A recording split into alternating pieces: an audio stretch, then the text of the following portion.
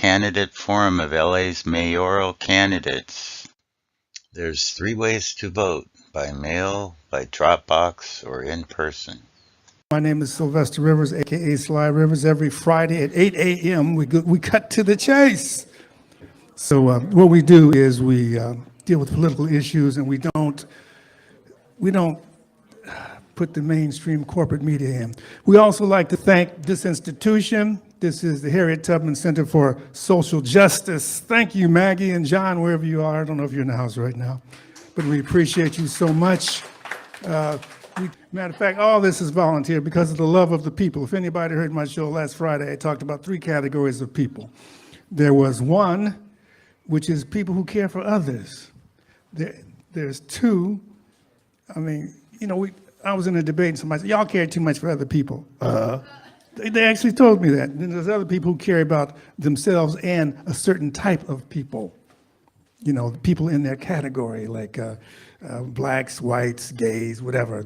I'll accept them, but I don't like you, I want to kill you. And there's those people who don't care about anybody except self. You like yours, what is it, number 46? Like 46. Only me, that's it. We also like to thank Charlie. He's live streaming it. And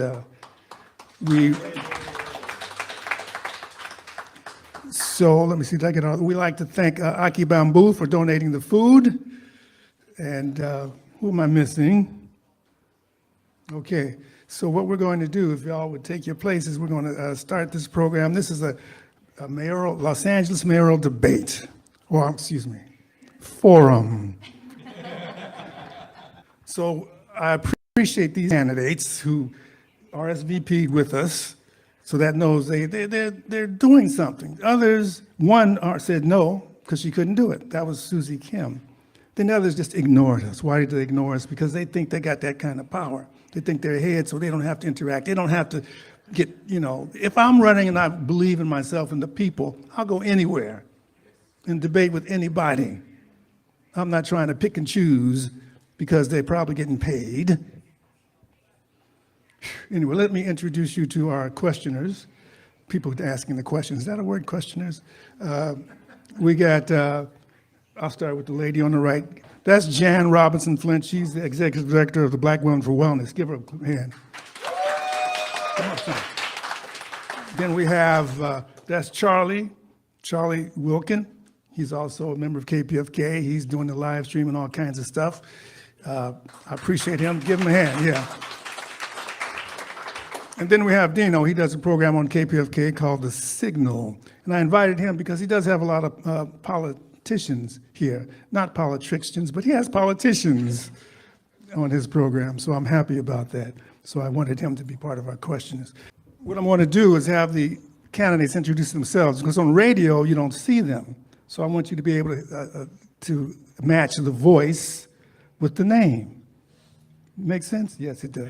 Just say your name real quick, and then we'll go for the 2-minute thing. Yeah. Hey, I'm Brian Acosta. Thank you, everybody, for coming. Look forward to this debate. Good evening, everybody. Buenas tardes. I am Assad Al-Najjar, and I'm running for mayor of Los Angeles. Thank you. Hi, my name is Andrew Kim. I want to showcase my baritone voice. Thank you. Hey, Andrew Kim, ooh, baby. Hey, everybody. I'm John Logsdon, running for mayor. It's nice to say that. Thanks, Sly. Thanks, KPFK, for having us. It's going to be fun tonight. Thanks. Hello, my name is Reverend Ray Huang, and I'm also running for mayor. So great to be here. Thanks. Hello, my name is Tish Hyman, and I am running for mayor of Los Angeles. I am very happy to be here. Thank you very much.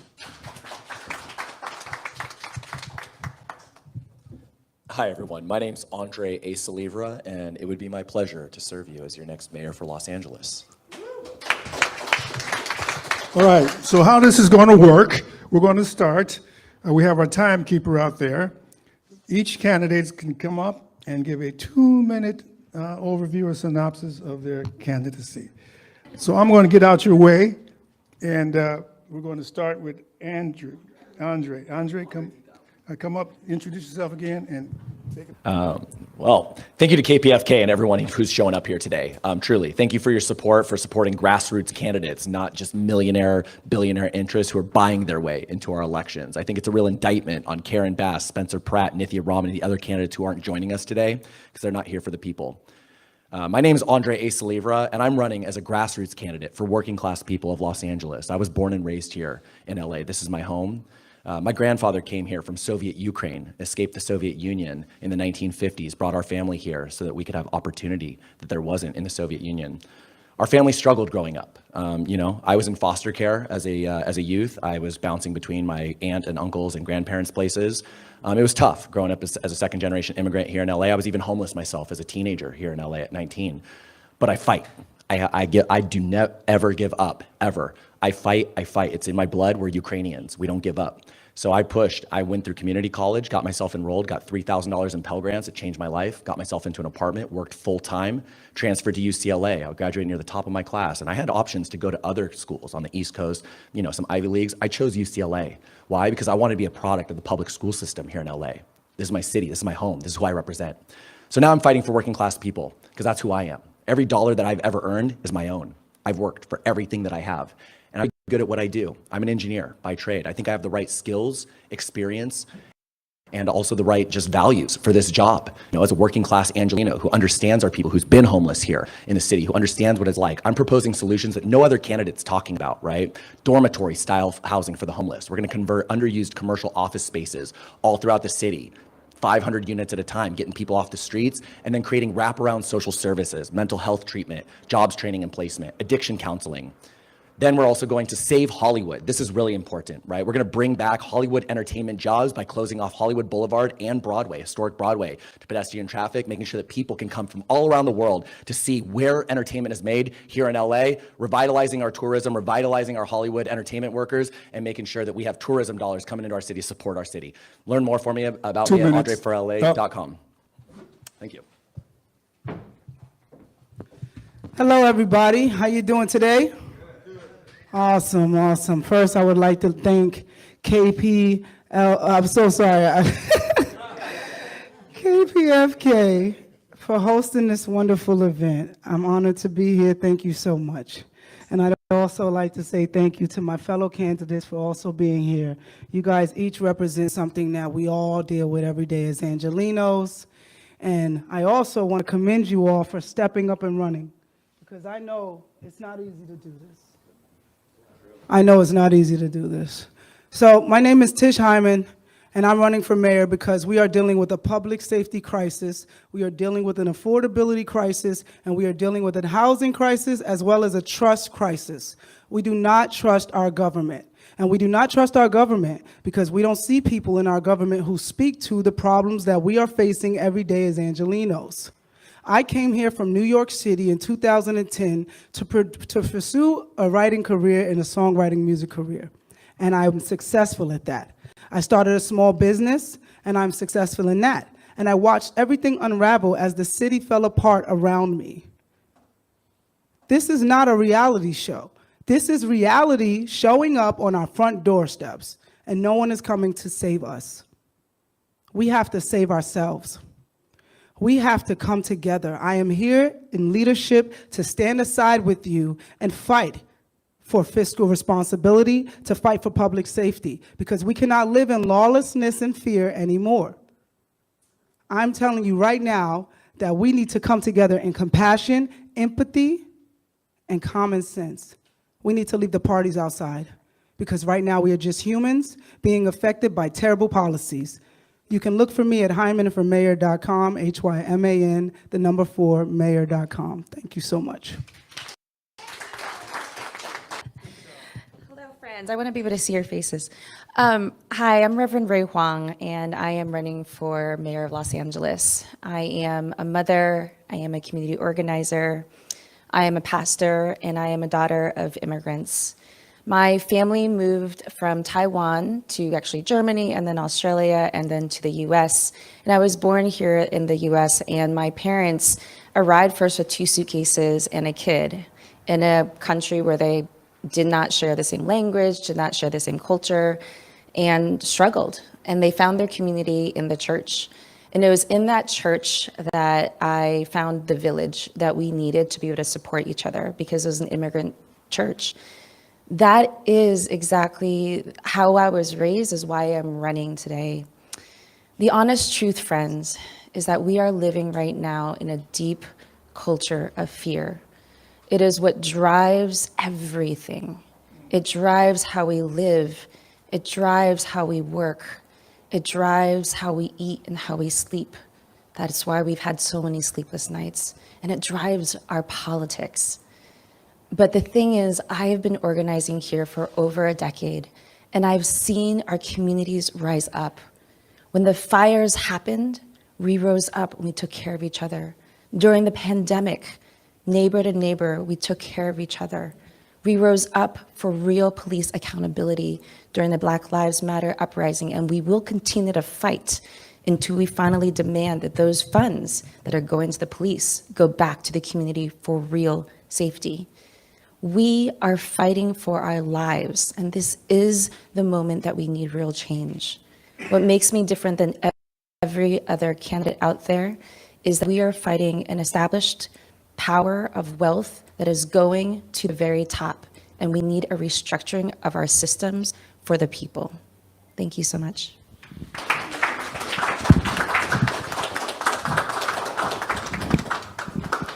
Hello, everybody. Thanks for being here tonight. Thanks, KPFK, for having us. My name's John Logsdon. I'm running for mayor of LA. I'm the common sense candidate. I'm right smack dab in the middle, and my journey to this point kind of started about 7 years ago.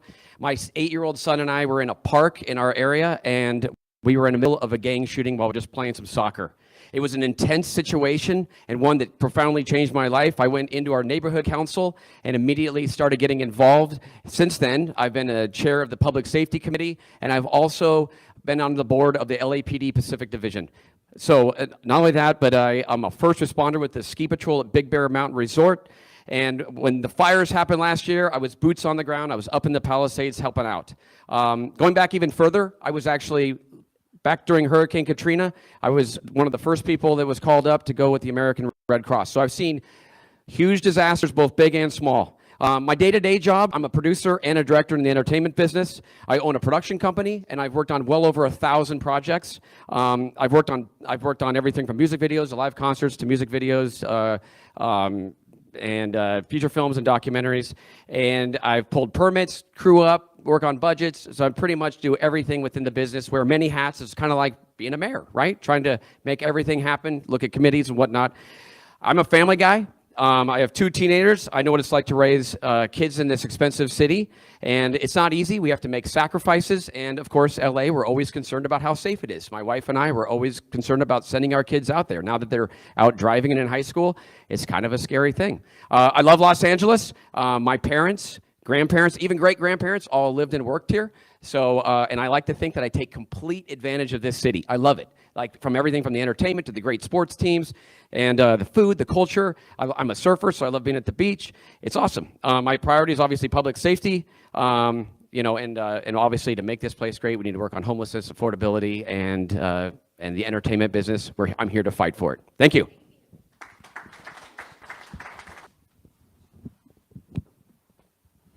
Hello, guys. My name is Andrew Kim, and I'm running for LA Mayor, office of LA Mayor. I was born overseas in Korea and came to the United States as a 14-year-old kid. I landed in a place called Southgate, which is right across from Watts, in the aftermath of Watts riot. That's 1974. In 1960s, we had a real division within our nation, racially and economically. So I saw that in person because when I was being driven from airport as a 14-year-old kid, I saw the buildings that were shuttered on the Century Boulevard. Now I guess it's a Obama Boulevard, but it is Century Boulevard back then, had all these shuttered, foreboding looking buildings. And I said, what is wrong here? What can I do? What can we do to make a difference? So anyway, I landed in Southgate, and there was a Firestone plant, which was a shuttered also. And I saw the problems that we are having as a nation. So I became an attorney. I've been practicing law for 30 years. And then I also organized or founding member of a Greater Wilshire Center Neighborhood Council. I also became the commissioner, county commissioner for Narcotics and Dangerous Drugs Commission. And also I served as judge pro tem. I think that my passion is my faith in Christ. I'm a born-again Christian. And at the same time, my passion is homelessness. And because homelessness drives me, I want a solution for all those people out there on the street at night. I'm going to start working from day one to make sure these people get the help. Thank you.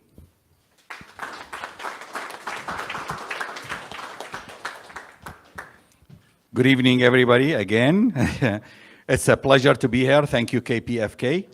And I'm Asad Al-Najjar. I'm an immigrant who landed here in the early 80s in pursuit of education and the American dream. Upon my graduation, I was blessed to start working for the city of LA. And that was the beginning of where I am today, because back in August 1989, in the hiring interview, they asked me the last question, where do you see yourself when you retire? And I said, the mayor of Los Angeles. And on the spot, I got hired. Since then, I started working very hard on that path. So the first decade, I got involved in all kinds of civil engineering projects and structural projects. The transit system, the trains you see, the D-line we just opened, a lot of these, I led the teams to get them there. I was blessed to work under Tom Bradley to begin with, and with the Reardon era, I started learning and working on the budget. The past 26 years, I'm a first responder. I work very close with LA Fire Department, the CERT team, and LAPD SLOs. Also, the past 11 years, I've been very involved with the interfaith to get all the temples, the mosques, and the churches to get together. We are united in faith. Our unique city itself has a character that we don't have in any other city. And of course, with that, I became very active in LA versus hate. Hate is occupying our city. You should see all the hate messages I've been getting the past 15 months I've been campaigning. I started campaigning against my boss, Karen Bass, back in March 2025, and I'm almost here at the end of the road. I have the solutions because I've been inside City Hall. I not only know how to run it, I know how to run it efficiently. You could see my platform at lacity.solutions. Thank you.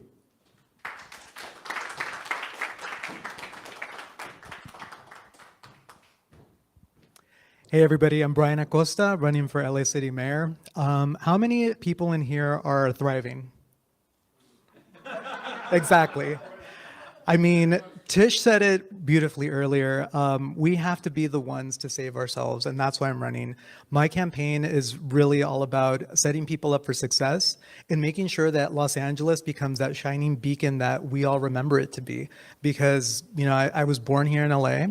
I've lived here most of my life, and I've just seen the city just completely fall from what it used to be.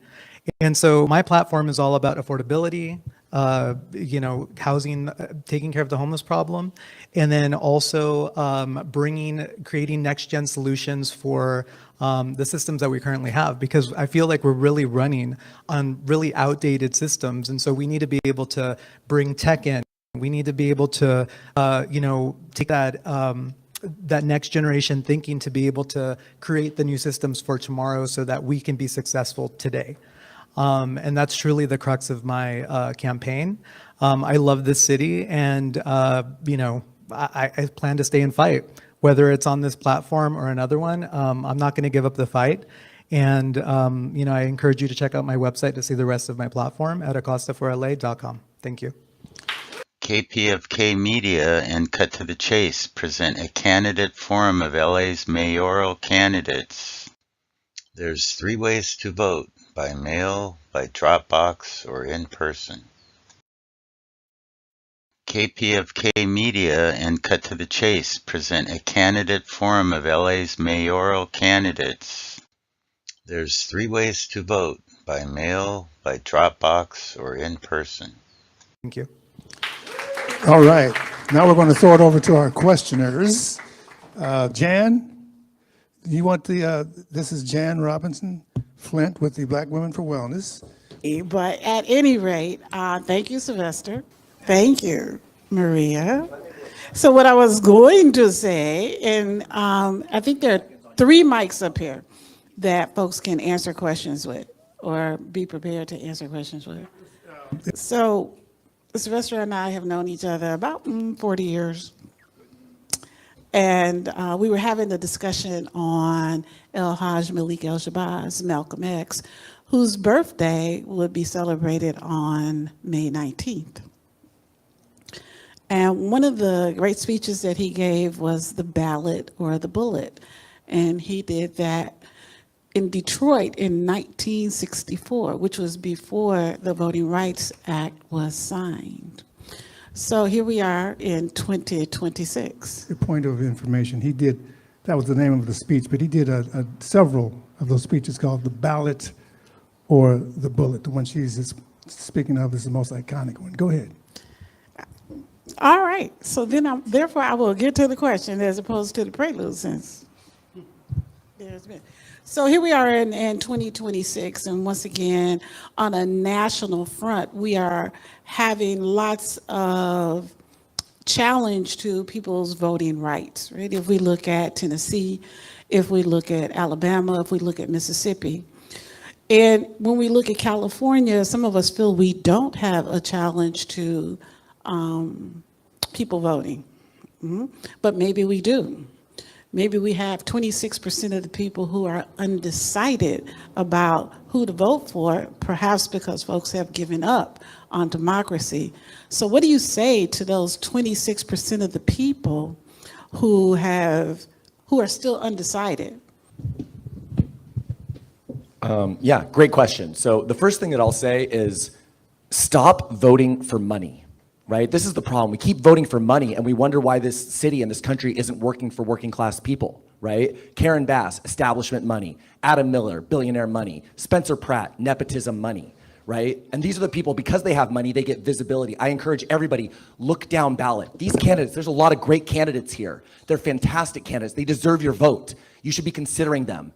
Don't just look at the money interest. It's our civic responsibility to look down ballot, see who those candidates are that we can support and help raise them up, because that's how we win. People helping people, not money. So I encourage everybody, start looking down ballot, find a candidate that you like. They're out there, and support them. Get involved. An hour, 2 hours a month makes a huge difference to any of these campaigns, I promise you. It's more important, more valuable than money. So don't give up. Look down ballot, vote for somebody who really represents your interests, and I promise you, it won't be somebody who's coming from money. So that was what I would say to the voters. Anybody else want to hit that? When you come up, just say your name before you start the answer. Andre Salivra. Thanks, Andre. Very passionate. Guys, listen, I feel your pain. A lot of people have given up on our democracy and they think our votes don't count. But I urge you to understand that they do count. The biggest thing that they did was fool us into thinking our votes don't count. Look at each candidate, read about their policies, and pick the candidate that works for you.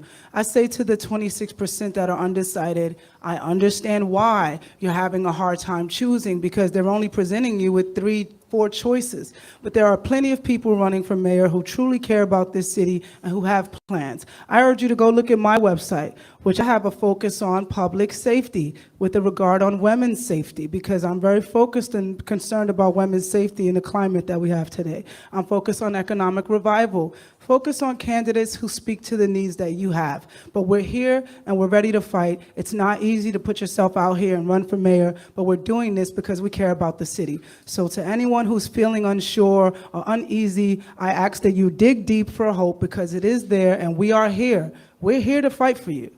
Thank you. So I have a little bit of a different perspective on this. As I've been campaigning, one of the things that I've found is that people don't have the space, because we're getting hit with the war in Iran. We're getting hit with affordability. And so one of the solutions that I offered is something I'm calling the LA Now app. Earlier I forgot to mention I have 2 decades experience as a creative executive, working in tech and film and various other industries in the city. So I developed this app. And so one of the things of the app that I think is great is that it gives the space for it. Because how many people here could have shown up if we actually had push notifications on something for like a town hall? Or having better access to the candidates. Because they're right, there is so many good candidates up here that we're not seeing. So I really think that if we use technology to push accessibility, that's going to be a great way to get more people involved. And that's what I would be pushing for as mayor. All right, so this is Assad Al-Najjar. My platform is based on change and reform. I have a little of a cheat answer coming in from the wall when I came in. I was very impressed with what it's saying there. It says, I call for the people. I worship and kiss the land under their feet, and I will serve them the way they need. This is something really touched my heart, and I'm going to go by it, and I'm going to adjust my platform to that. We are here because we all love Angelenos. We are here all to serve Angelenos. We have a failed mayor. Yes, I see her every Monday and Friday, and believe me, if she listens to 1 in a million of what I say, she wouldn't be in the boat where she is. We have a failed councilwoman. She's lucky CD4 is running the way it is because the people she got know what to do. Right now, change is imminent.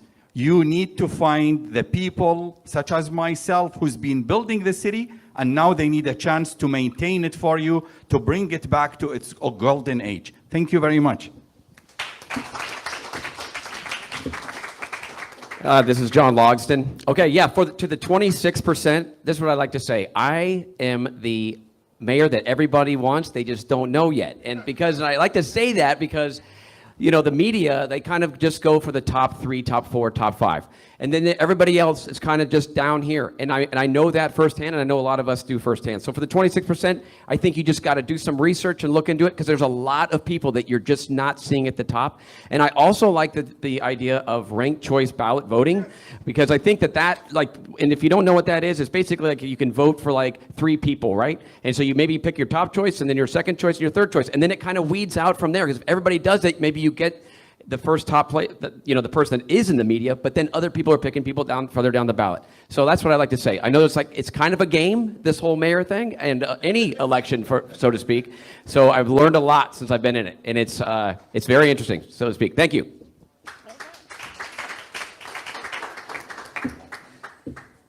I want to give a kudos to those 27% who I think is a very independent-minded, and that's what it takes. We want people who think for themselves and make a decision based on their own study of the issues and the people they vote for. And I want to give a good applause to them. I want to say that this is we have a historic opportunity at hand. And it's good that we are so many undecided voters.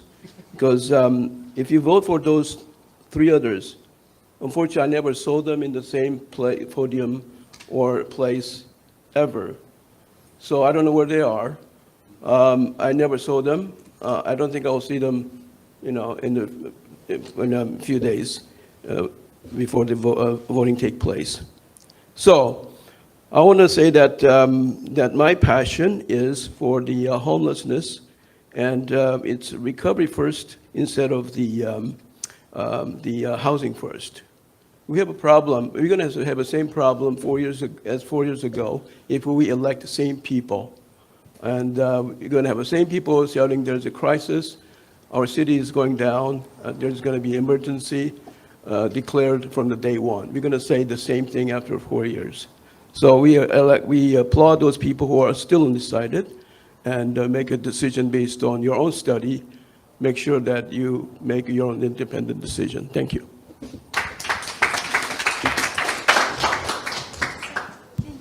Clarification, how many percent you said?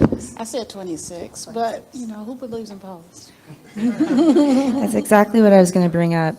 I'm Reverend Ray Huang, and the truth is it's not that it's only 26% that's undecided. The truth is that 70% of Angelenos sat out of the primaries the last time we held this election. It's not that we have undecided voters. It's that we have people who live here who do not feel represented, who do not feel like this city belongs to them. Right now, what we need to do is to challenge the way that we are currently running our government and our systems, because it's not meeting the real needs of Angelenos. Our system is bent towards retaining power, hoarding power and wealth into the few. The reason why so many people right here have never been represented in politics, why we haven't been heard, is even in that poll you're talking about right now, did not even include our names, right? I believe my name might have been included, but. Loyola missed you. Yeah. Loyola excluded you. Oh, there we go. 100 students from outside Los Angeles. So here's the reality. We need a full-on change. And what that looks like is being able to put that wealth and power into our hands.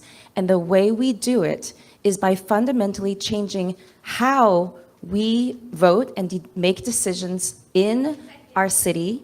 And that includes participatory budgeting, where we get to decide where our money goes and how we make decisions in the city. Sorry for my time. All right, so we're going to move on to the next panel of questioner. We'll come back to you, Jan. Black Lives Matter grassroots.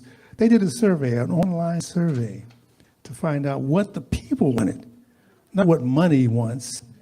So the online survey, our next panel questioner is Charlie. His questions are going to revolve. Well, go ahead, Charlie, take it away.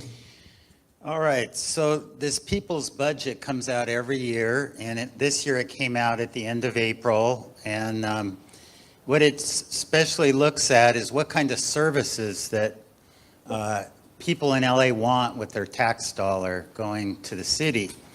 And some of the key demands were, on this particular survey of 1,300 people, police funding reduction. Nearly 90% of respondents rejected increases in the LAPD budget, which often accounts for a high percentage of city spending, roughly 46% in previous years, and a shift to public services. Residents advocated for increased investment in affordable housing, mental health, crisis teams, and park maintenance. And reimagining safety, a focus on non-police responses to community issues.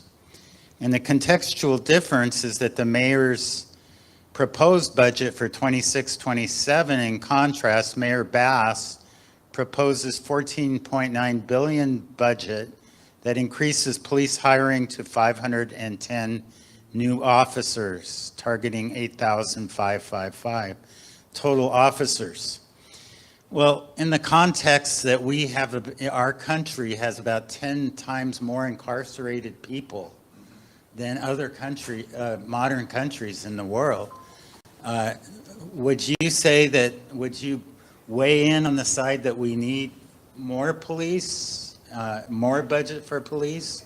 Or what do you think of this idea that this people's budget ideas, proposals? So- What is your opinion of those? Go ahead. As she's coming up to the mic, I'd like to just say that the reason Karen Bass, she had promised not to increase the police budget, but she did. So a lot of organizations did not sponsor her for that reason.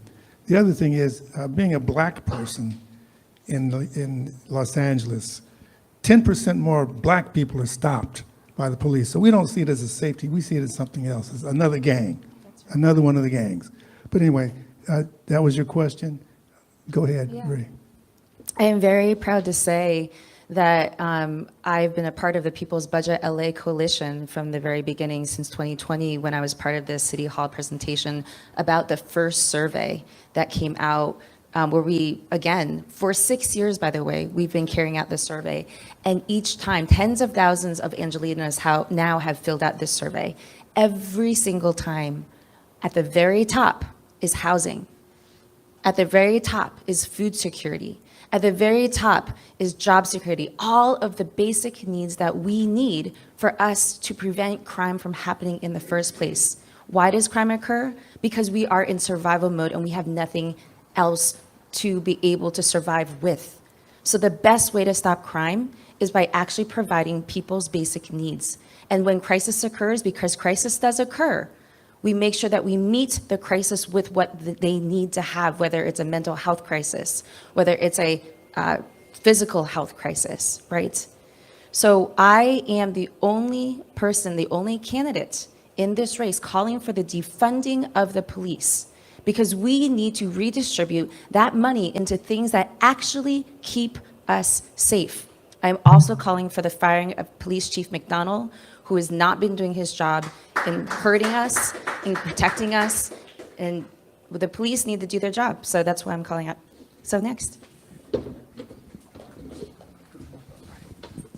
Hello, I'm John Logston. So a little bit of a yin and yang with that, but I am like for public safety, and I actually think that we need to have more, like our police force needs to be up around like 10,000. So we are way behind like Chicago and New York, and we have a much bigger geographical area. So, but here's the thing. Technology has been a force for good as far as this, because the accountability of like even having body cams, I know people are worried about like cops pulling people over and actually doing stuff that like has gotten them in trouble in the past, but I think accountability with the body cams has really driven that down. And that's the accountability that we need. Also, I am 100% for having interventions with people that aren't needing cops. So like this circle team, for example, which goes out and when there is an issue that doesn't call for force like police, you know, then that's the kind of intervention that we need. That's where some of our money should go. So that's where I feel about that. And like, I think what we need to do with all the Olympics, the World Cup, and just how much happens in this city, we just need to make sure that we have a good, solid police force. Thank you. Good. John saved me a lot of the argument. He already said it. Because he is like me. We're first responders. We work close with the LAPD. Look at it this way. I mean, with due respect to all the candidates, I'm the only candidate that actually works on the balance. None of the mayors that I served under, the 6 mayors except Reardon, did actually understand and look through the budget and understand the budget. Our current mayor has no clue what the budget looks like. Her 9 deputies are totally incompetent to know what's going on. It's very simple. We have a balanced budget in a way, but the net balance, when you come to the police, the capital expenditure versus the operational expenditure, that's where you lose track. And all of a sudden, you have overstressed officers sitting home. So your actual officers serving is down in the 5,400 versus 87 on payroll. And all this has to do that on day one as your mayor, I will audit the budget and fix it. I can fix it. Not only that, I'll use only 80% of it, and 20% will be as unforeseen condition or for the next mayor, or like the 2 colleagues here who deal a lot with the IT budgets, they use it for other stuff. Thank you. Next candidate, and you have 30 seconds to respond to something that you don't agree with. So feel free to do that. So for this issue, I think the conversation is like take away money, add money. I think it's actually just reallocating the resources we currently have. You know, replacing the police chief, having a police commission that actually reflects the views and wants of the people, so that they can have better oversight over, you know, people that are doing the bad actors, and then also having good things for the good policing, because there are good cops. So I think that we need to be able to reallocate resources appropriately and be able to have just a better accountability over the police force and a police chief that actually reflects that as well.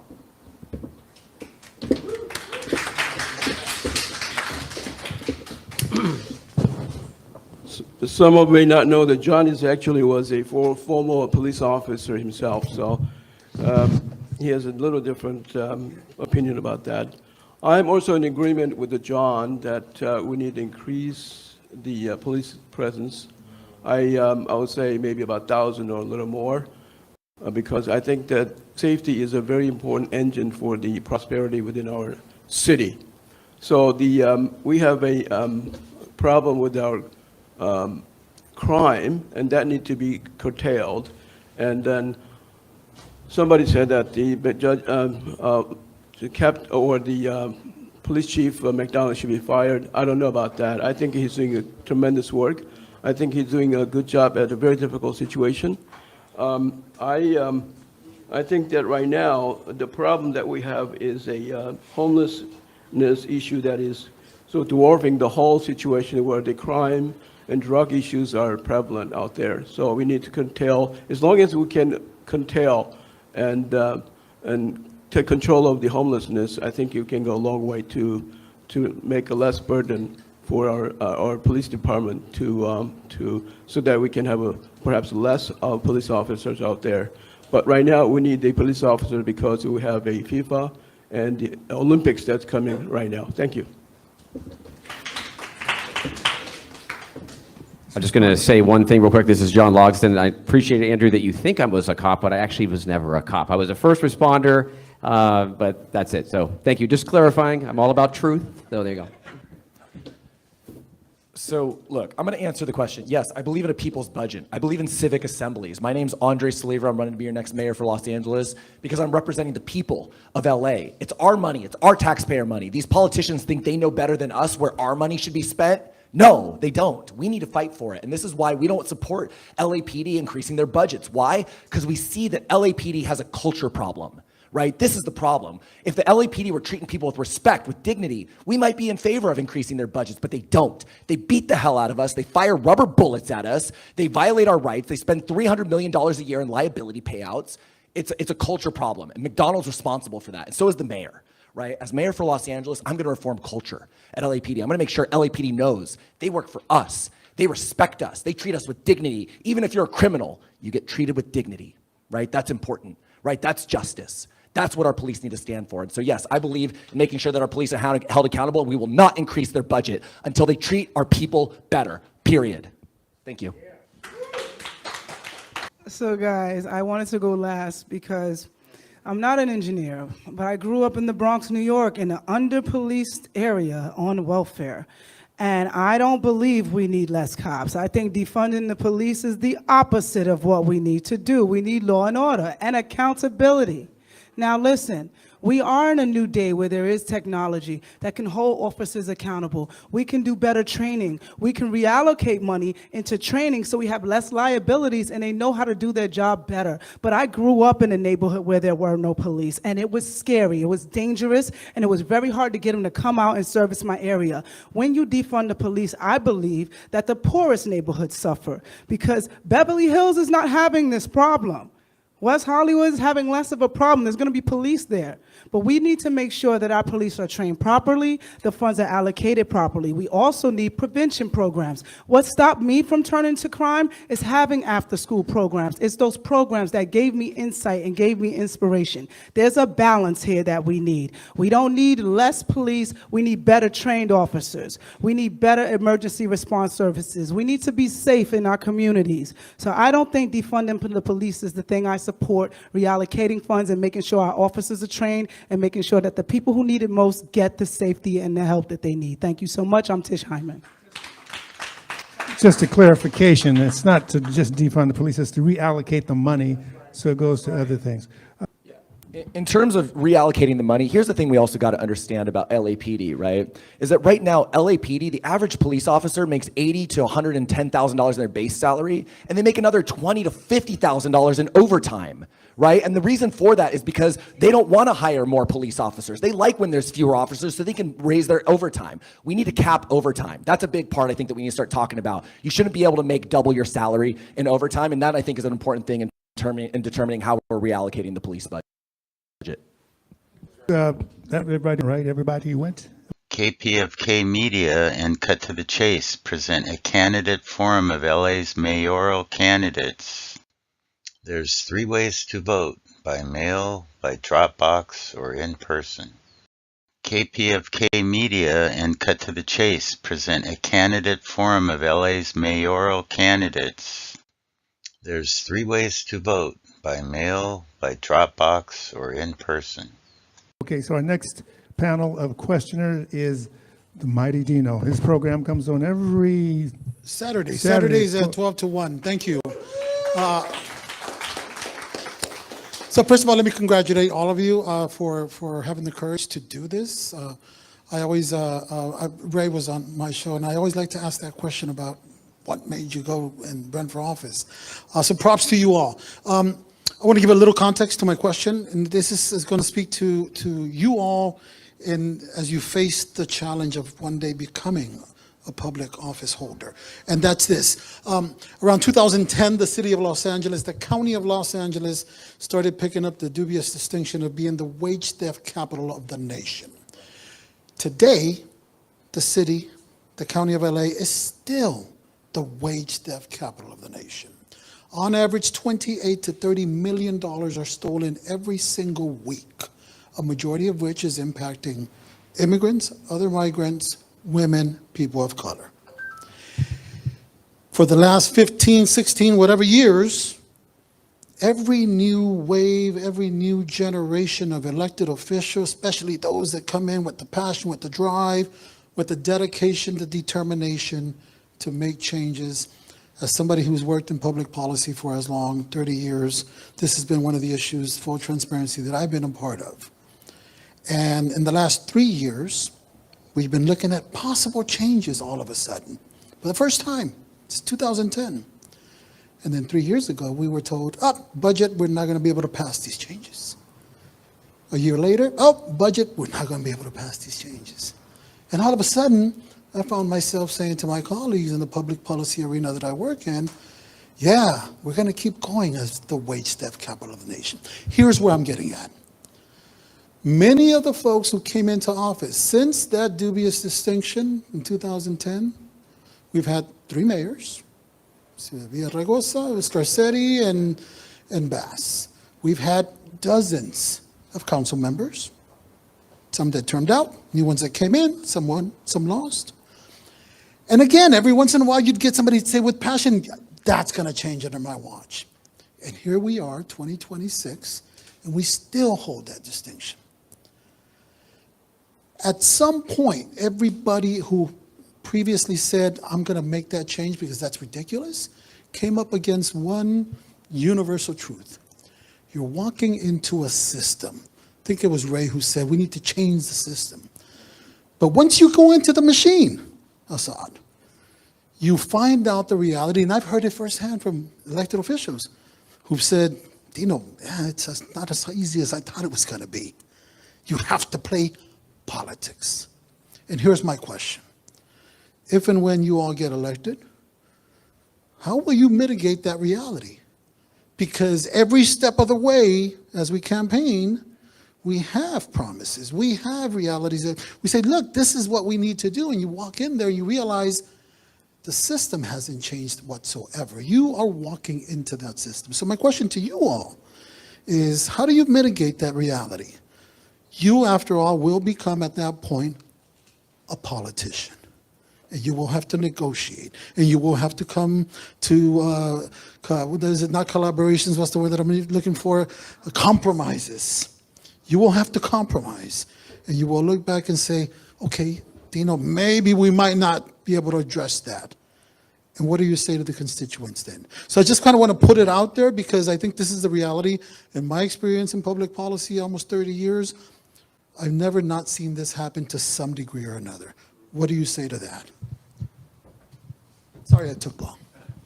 Dino, I'm so glad you asked that question. By the way, this is Ray Huang.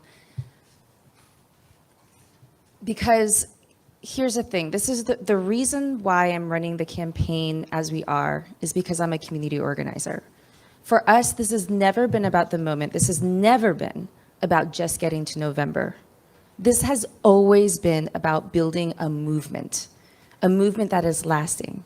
Every single person that has been touched by our campaign that we bring to volunteer, we actually organize them. We train them in organizing 101, and we organize them to organize their neighbors, who organize their neighbors, and organize their neighbors. I'm proud to say we have, I believe, now over 30 neighborhood captains across the city who are organizing their whole neighborhood. We have 99 neighborhoods, by the way, in the city of Los Angeles. So that way they are organizing their neighbors, canvassing, learning political strategy, learning how to power map, learning how to carry out house meetings. So that way we understand that we're building something far bigger. The goal of my campaign has been, one, to be able to bring faith and hope and belief that things can change. Because if you feel in despair, you will not participate. And we need people to be able to participate and feel like they're full partners in the city. The second is to be able to bring them into this organizing movement, connecting them with different organizations on the ground who are moving power.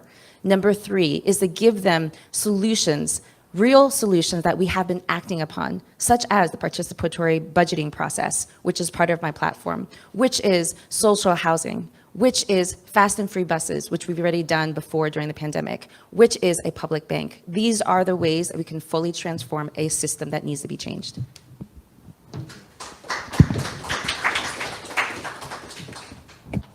Oh, systems. I say let's reset the system. That's what I'm going to do in my LA Now app.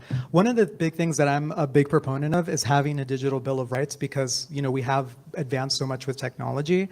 But until Congress gets their act together, my LA Now app is the next best thing. Imagine having a world where we could have a Yelp type review system that works in real time for all of our leadership. I think this is a great way to be able to hold people accountable in real time and actually, instead of compromising, saying, no, these are the things that we want as people to be passed. These are the things that our community needs, and this is how we're going to do it. So, and the great thing about it is, as a mayor, that gives me a bully pulpit to also hold these people accountable.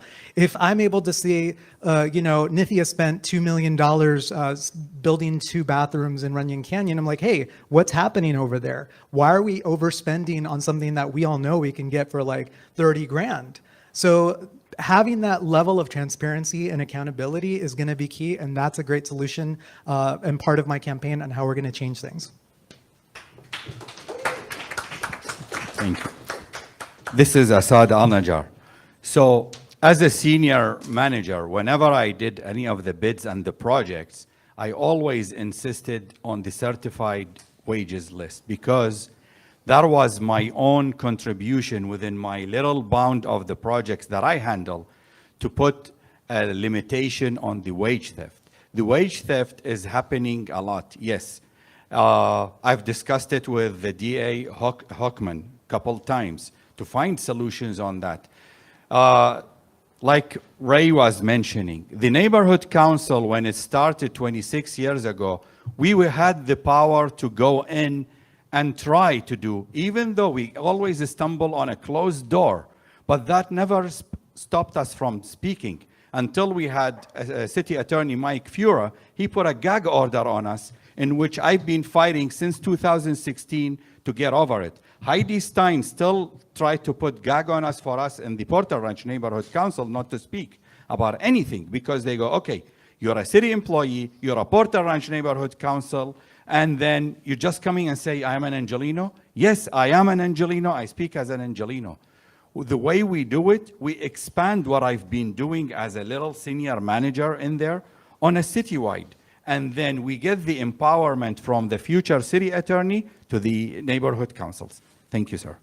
Okay, city theft is, the labor theft is a very important, wage theft is an important aspect that we need to tackle, of course. But I think that more important is the whether a candidate is actually independent of the special power. I think that's very important.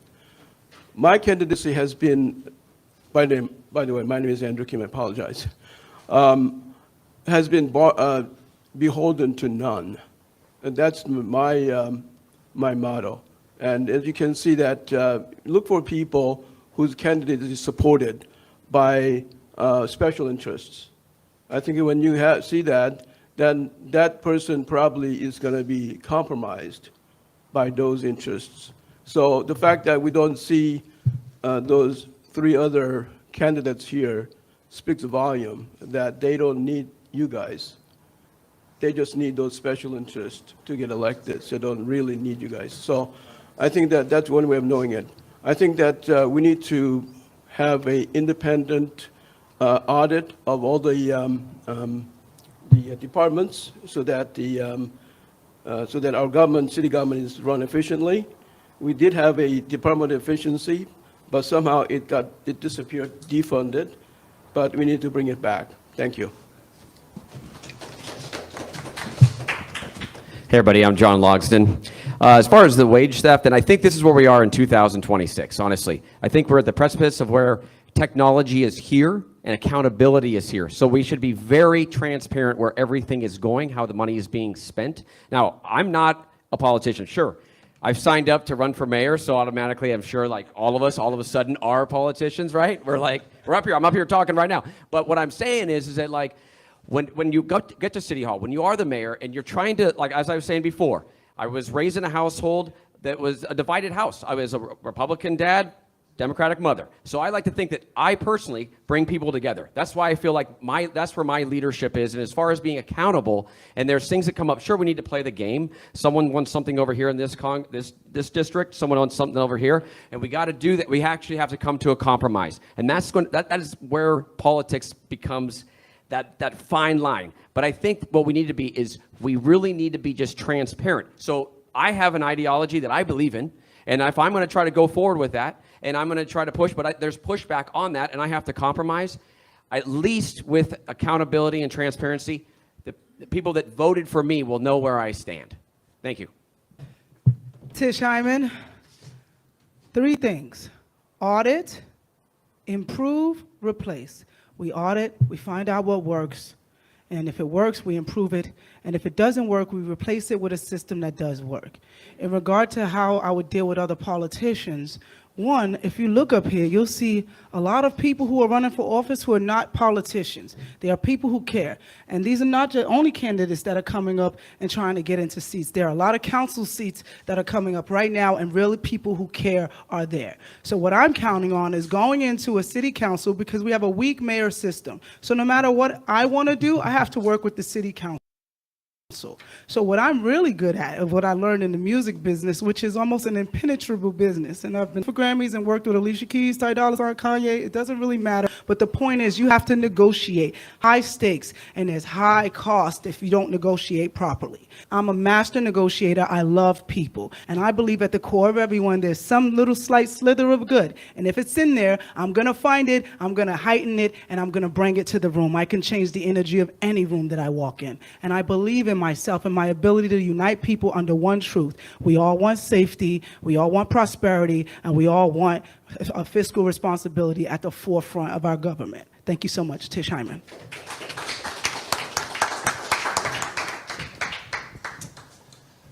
Thank you. My name's Andre A. Salivra, running for Los Angeles mayor. So, wage theft, it's a problem, right? We need a system that actually works, right? We keep hearing this. The system is broken. The system is broken. I'm literally a systems engineer by trade. I'm one of the top systems engineers in the entire United States. I've been doing it for 15 years. Companies call me when their systems are broken to fix them. Why? Because I'm good at working cross-functionally with lots of people across dozens of departments, teams, executive people, people working in the warehouses, people working in marketing or other departments, right? I can do this at City Hall to investigate the situation, figure out what's going on there, create a solution, right? We create multiple solution plans, figuring out which one of these has its pros and cons, and then we align the people. This is the most important part. We need a mayor who's going to align the people, use the power of the microphone, use the cultural power of the mayorship to align the people behind a common cause. That's why as mayor for Los Angeles, every second Sunday, once a month, outside of City Hall, I'm gonna give a State of the City address where I will address the people of Los Angeles right on the steps, telling you what's working, what's not working, who are the roadblocks, who are the people that are preventing us from making progress in our city. I will identify them by name because I'm an independent, right? And I'm fighting for our city, working class people of our city. And I will tell you, the people, how you can get involved, how you can put pressure, where the pain points are, and so we can get aligned to make real progress and real change in our city. My name's Andre Salivra. Vote for me on June 2nd. Thank you. Easy. But I want to look at the question of safety. Now I want to ask a couple of candidates who had opposing views to come up with the policing thing and redoing the budget. I think you two, I want you up there, and you, if you all go to the mic, I want you to, because some wanted to increase the police budget and others said we have to reimagine. So what I want you to talk to each other of how and why it should or should not work. My opinion, I guess I'm allowed to give my opinion, is that I heard on the radio this morning, not a different station, I shouldn't say, but that there was a situation where a family won a multi-million-dollar settlement because a police officer planted a taser on a gentleman, planted a taser on him. And he said, oh yeah, my life was in danger, blah, blah, blah, blah, blah, blah, blah. So when we keep saying retrain, but it's a culture that's been there. Like when Dino talked about the system, that system has been there and has not been kind to just the grassroots people. It's been kind to the people with the money and in power. So I want y'all to dialogue with that. Why it should be, yeah. You were anti and you were pro. So another, yeah. I want you up there, yes? And then, John wants to increase the right. I want 2 and 2. So, yeah, so I want you to talk to each other. I mean, I think studies have shown that more police does not stop safety. Right. And then we have to look at the reality of it. The reality is that the police put drugs in the black community. Right. That's true. That's right. And we have to look at this. I want y'all to dialogue about that. Yeah, so I'll go ahead and lead off on this one because I honestly think that.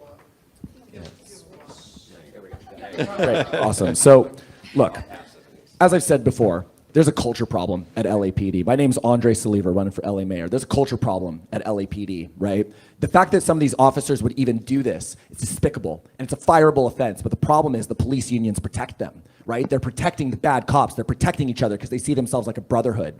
We need to make it expensive to be a bad cop. I'm actually personally in favor of professional liability insurance for police. We're gonna stop paying for the liability payouts of our LAPD. When they commit infractions, when they're violating our rights, when they're hurting people, it's gonna start coming out of their pocket, right? We're gonna make sure that they have to buy professional, and look, we can even give each one of them $5,000 a year. Go buy your insurance. If you're a good cop, it might only cost you $2 or $3. If you're a bad cop, it might cost you $10, $20, $30,000 a year to be a bad cop in LA. And that needs to be known, because then the police unions can't protect them. Then their own pocket is gonna hurt. And that's how we're gonna fix this situation. Okay. So basically in any entity, there is the good, the bad, and the ugly. For me, being an immigrant, in the 80s, my first encounter with the police was like, hey, camel jockey, why are you speeding in your car? And it's like, okay, camel jockey, where did that come from? Or then after the September 11, I'm up to date. I'm labeled as the terrorist, the Arab terrorist who's going to blow us up. And even if you got now into my Instagram, oh, what are you going to do? You're going to recruit more terrorists?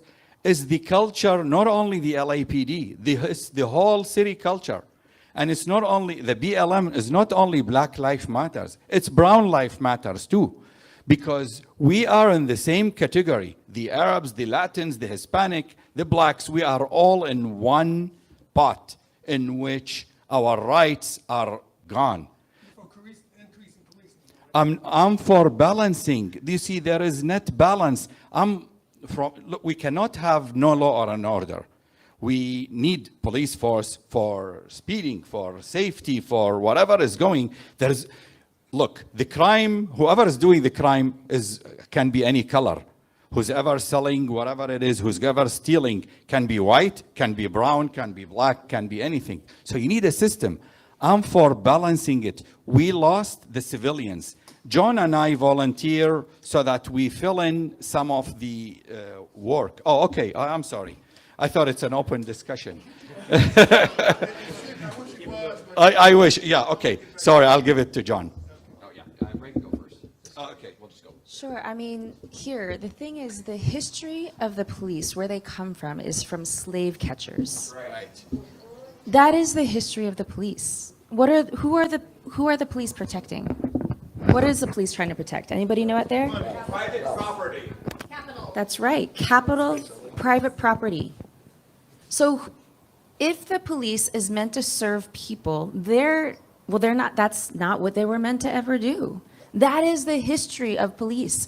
And we've seen it here in the history of Los Angeles, how corrupt, how historically racist classist, homophobic, transphobic, all the sexists, all the things, you could name them, right? And so what we need to do, what Black Lives Matter is inviting all of us to do, is to reimagine what real public safety actually looks like and feels like. Because the Black community, out of all of our communities, including the Indigenous community, we are the ones under threat. They are the ones dying on our streets. And so in what way do we have a gang, an office, a department dedicated to killing our own? You want to talk about real safety? Let's talk about the fact that we have less police officers than we've ever had, and we have lowered homicides. Crime's down. And we're still increasing our police budget. Why? Because the Olympics are coming here, and they're here to protect the capital and the power and the wealth of those who come and see us, this city of ours, as a playground. Well, enough is enough. Let's reimagine what real public safety looks like, and that means having people's needs actually met. And real quick, I just want, okay, please Well, applaud. okay. That's great. Please Does applaud. it work? And I Okay. really, real quick, I just want to add real quick to that. She identified something that's really, I'm just going to add a quick second, something that's really important. We need to make sure that there's also an educational component, mandatory education, right, for our LAPD, because let me tell you, 2 times so far on this campaign, while I was flyering in public, doing my First Amendment right, LAPD cited me. I was cited by police officers twice because they don't even have enough education to do their job. So I think that's important too. Here's the thing. This is amazing. Sly, thank you for having this. What's that? Oh, yeah, I'm John Logsdon. But thank you, Sly, for having this little discussion right here. Okay, we live in Los Angeles, right, which has the crazy history of the LAPD and police. Probably out of anywhere in the world, maybe, right? So here's the thing. I wish there was no cops. I think we all do. None, zero. But unfortunately, we do need law and order because there's people stealing stuff. There's things just going on. I wish it was just all kumbaya and love and butterflies, but it's unfortunately not. And so we definitely need law enforcement. Now, I am all for, like I mentioned earlier, for having like when not everybody needs to be doesn't need to be a badge that shows up every time there's an actual incident. It could be somebody else that's coming in like a negotiator that makes things happen. Like I mentioned, the circle team. But we still definitely need to have police in this society in LA. One day, maybe way down the road, we will get back to where we need to be, and we don't need police. But right now, we do. Thank you. Yeah, I think, Ray, I think you belong in Soviet Union. With all respect. And this is Andrew Kim speaking. I think that right now the fundamental part of American tradition is life, liberty, and property, private property. Yes. And all races have a private property, not only whites or Asians. And we need to protect them for the well-being of a nation and of our city. I want to hear what. Yeah. Well, let's move forward. First, I have to say the Soviet Union doesn't exist anymore. It got dissolved. But I wanted 2 and 2, so we're going to move forward. Can I just jump into one really quick? As the only Black life on the stage, please? Because I hear this word and I hear these things that I'm like, okay, interesting. Listen, guys, I understand that there has been police brutality. I grew up in the ghetto. I do understand what we're saying. But like I said, there needs to be balance. Jingle bells, that song where it originated, it was a terrible origination for that song, but we're not going to stop singing it at Christmas. Listen. Police started out as slave catchers. It's been a long time since they've been catching slaves. We need to focus here. We got cameras for a reason. We have accountability. And if we can, I like the idea that he said, it coming out of their own pockets, their mistakes they make. Yes, they would make fewer mistakes. Ray, you're very sweet, but I don't know where you grew up. I grew up in America. We need police officers, okay? All right. We're not going to play this defund the police crap. We know we need protection. Who are you going to call when something happens to you? Ghostbusters? Time is up. Let's be for real. Okay, let me do clarification. Let me do a clarification again. They're not saying defund the police. They're saying reimagine, rechannel the money to other things that might work. Now, at this point, I want to see if anybody in the audience has a question. Name, if you'd like, and your question. Certainly. My name is Philip Walker, and I do want to thank, I actually know a lot of these people too, and thank you all for getting up and really standing up for your city. And I do want to say that first and foremost. We may all disagree, but we all agree that we love this city and that we're here for it. And I know that you all have worked hard. Like, I've seen you all work hard. So I want to say that first and foremost, and that's very important. And your question. The thing that thank you. The question I want to ask too is, like, the point becomes this: like, some people need protection from the police. And I want to, like, actually give you an anecdote from 2020 when I was actually involved in, like, the protests in Santa Monica, and I literally watched platoons of police run past looters with buckets full of shoes to beat the living crap out of protesters. My question becomes, can people actually acknowledge that there is a problem with policing, that this country was built to oppress black people, that the slave catchers, and yeah, there are still slaves, to be clear. Look up the 13th Amendment. So can people actually acknowledge that? And they talk about this and that and Brown and all of that, but can you actually acknowledge the way that this country is constituted to keep people of color and black people down, to brutalize them, and to cloak it in wording like safety, like law and order? Can you acknowledge that? Okay, here we go. My brother, I It's gonna make definitely me hear work. you. I have to edit it out. I don't want to do no I editing. can acknowledge that, yes, there has been police brutality. My brother was beaten nearly to death in the 90s by the police, not at a protest, just in his neighborhood. Things happen, tensions rise, things get out of control, but there's no reason to paint the whole entire brush. We need the police. They need better training. They need accountability. We need to hire, more diverse people to work in the neighborhoods that maybe they grew up in so that they actually know how to deal with the people. There's got to be balance, my brother. We cannot say that we don't need police because something happened. Okay, It's happened. It's time to move on and move forward together. I'm going to interject We're a here. community. I'm going to interject here. I think you answered his question, but he's not saying that we don't need police. We're saying KPFK Media and Cut to the Chase present a candidate forum of LA's mayoral candidates. There's 3 ways to vote: by mail, by Dropbox, or in person. all right, here we go. We have 2 more questions, 3, and then we'll get to closing comments. 3. Yeah, I said 3. Okay, good afternoon to all the candidates. And I've heard a lot about homeless problems here in the city. My question is, as mayor, I don't know if you have the ability or authority, but someone like me, I'm retired. I've worked for 40 years. I'm collecting my Social Security now. Where can I find affordable housing so that I don't become homeless? Because the average price of a home here in Los Angeles is well over $500,000 or $600,000. That is out of my bracket. So where or how would you address affordable housing so that I'm not a drug addict, I'm not a criminal, I don't have a record, and all the issues about homelessness have been about someone that is not like me? Thank you for that question. Brian Acosta here. So I think it's a layered thing because right now also what's happening, why, when people become homeless that are, working individuals, because there's a lot of people that are working poor, it's really hard to get back into housing because it's so expensive. Who has $8,000 off, just to get into a place? So one of the things I want to do is I want to have a layered system where people can, if you're a good renter, maybe you only pay the first month's deposit, you're able to just access a home more easily. Also, I want to push co-op housing where we would have studios, 1 bedrooms and 2 bedrooms for like, $200,000, $400,000, and $600,000, where instead of renting from somebody, you'd be able to build equity. And the great thing about co-op housing is that it'd be non-speculative so that future generations would also be able to have permanent affordable housing. Thank you. Yeah, this is Assad Al-Najjar. I'll refer back to what I stated earlier, the 277-page plan we have.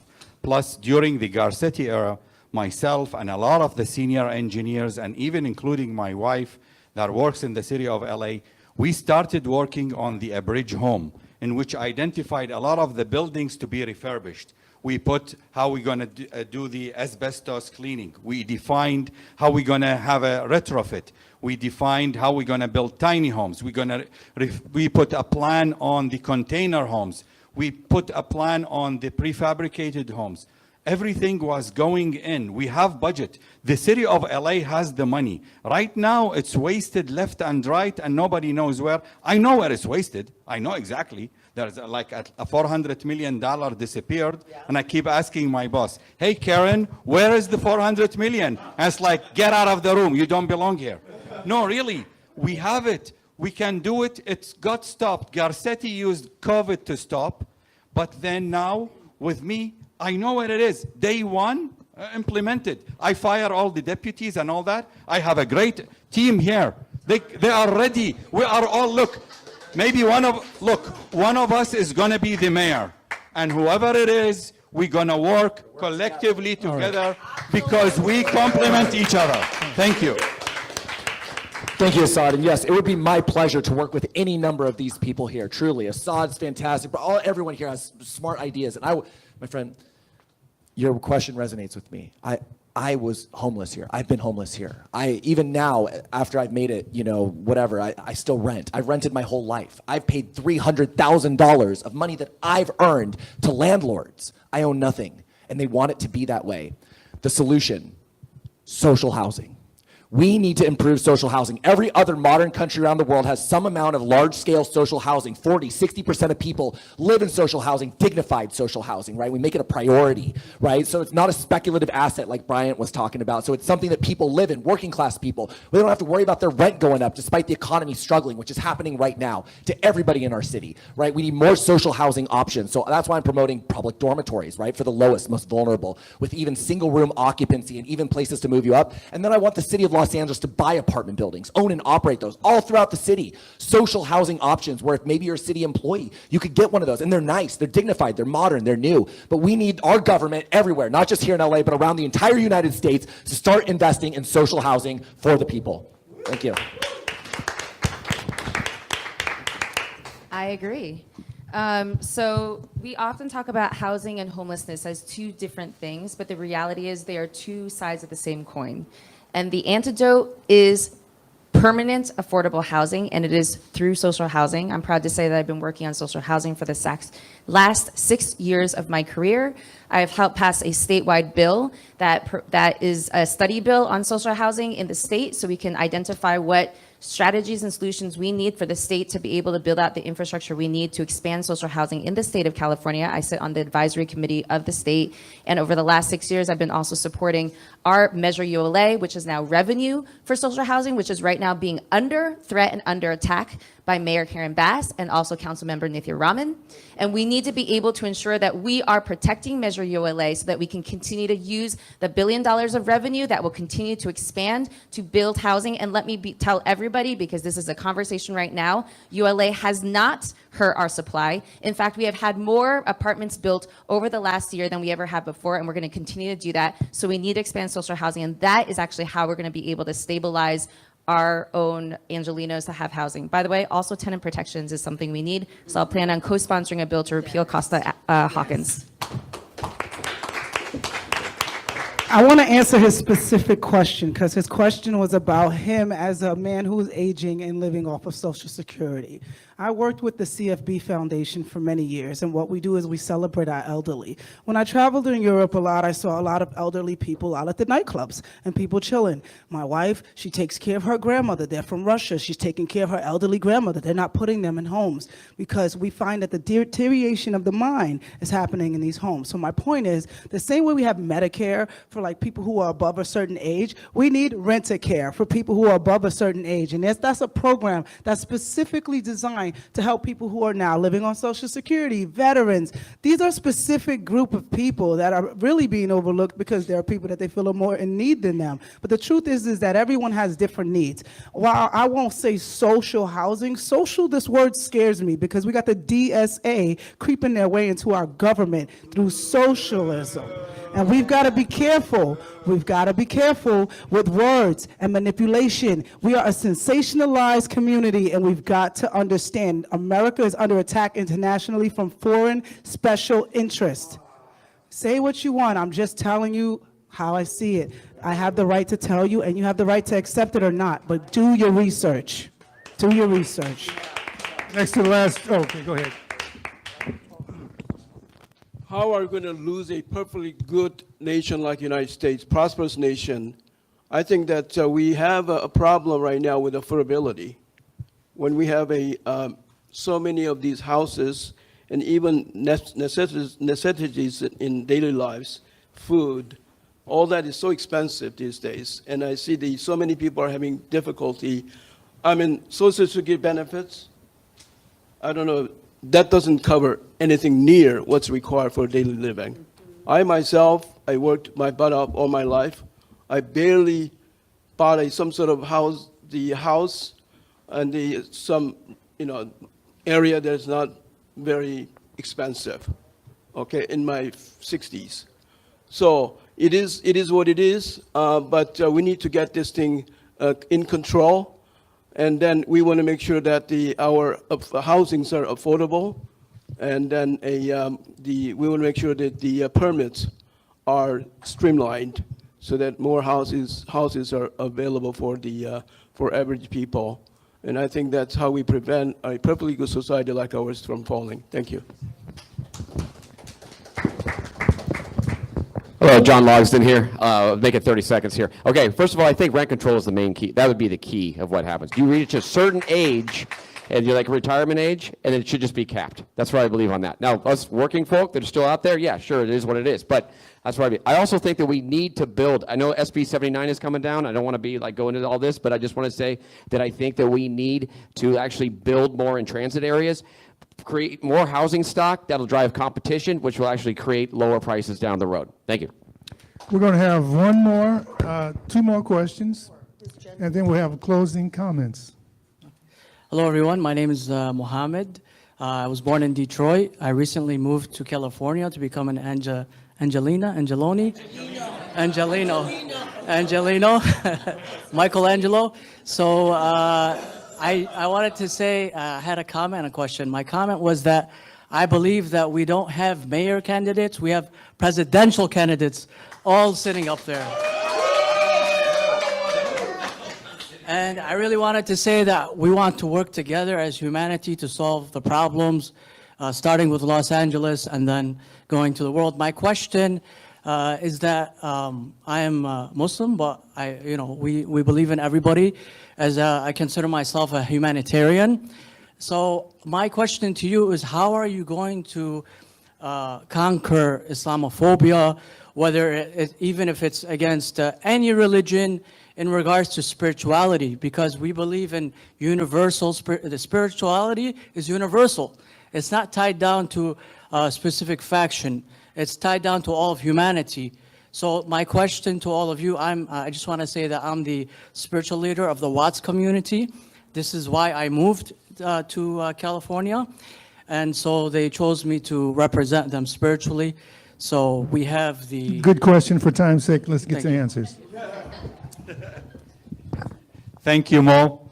So, being the Muslim candidate, I mean, I consider myself an American and Los Angeles, Angelino, and that's about it. But from the campaigning, I realized there is a lot of this Islamophobia going. Folks was asking me about Sharia law, and it's like, what the hell are you talking about? And things like that. But what I can do and what I have been doing is the past 11 years, I've been very active to get the church, the temple, and the Muslims all together. And you have to, this is a different even subject. Muslims are divided between Shiite and Sunni, and they don't even talk to each other, and things like that. So I brought all the religions together, and I continue to celebrate each of us together. Yes, there is books, but at the end of the day, we are all children of God. We are all united in... That's really great. And I want to applaud Assad for his efforts, truly. He's been really a leader in helping unify all the different religions and sects around Los Angeles. And truly, we need that right now. And I think, you mentioned the right point. You said you're a humanitarian first. That's what matters, right? And here's the difference, is that we have religion and we've got humans, right? I'm an American first. I'm a Ukrainian second, right? I'm a humanitarian first, I'm a Christian second. And it's when you start to put your religion ahead of your humanity, that's when it becomes a problem. Then you're a fundamentalist, right? We need to push back against fundamentalists. They are people who would put their religion ahead of the humanity of everyone. And so I think that's the important thing. It's a cultural change that we need to promote, and I will do that as mayor of Los Angeles. It's okay, you could be any religion in the world, and it's great, but we have to put our humanitarianism, our humanity first, and then our religion second. So thank you guys.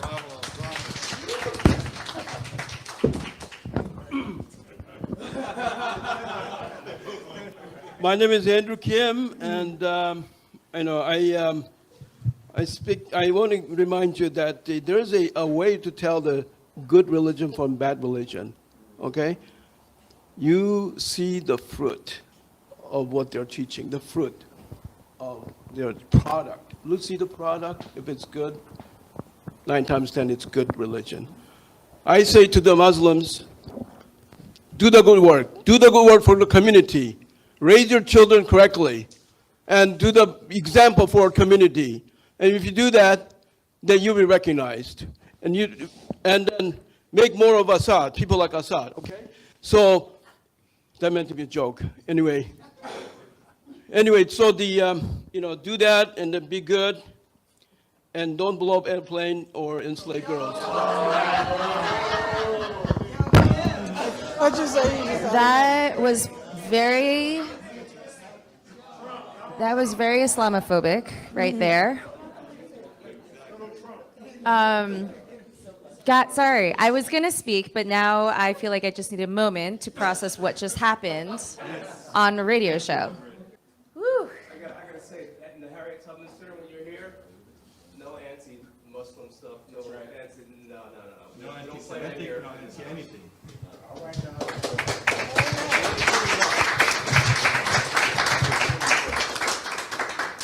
There's no such thing as good religion and bad religion.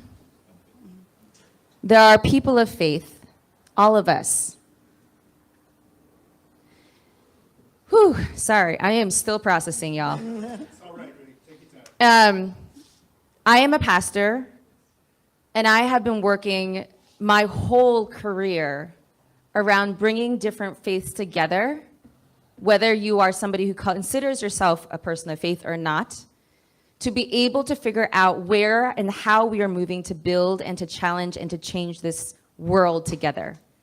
And that is the only thing, that is exactly what we need to do to be able to combat Islamophobia, to combat anti-Muslim sentiment, to combat anti-Semitism. These are all the ways that we need to come together, as we do have to actually spend time together. I spent time in the West Bank myself. This is why I am for Palestinian liberation, and I feel very strongly about it.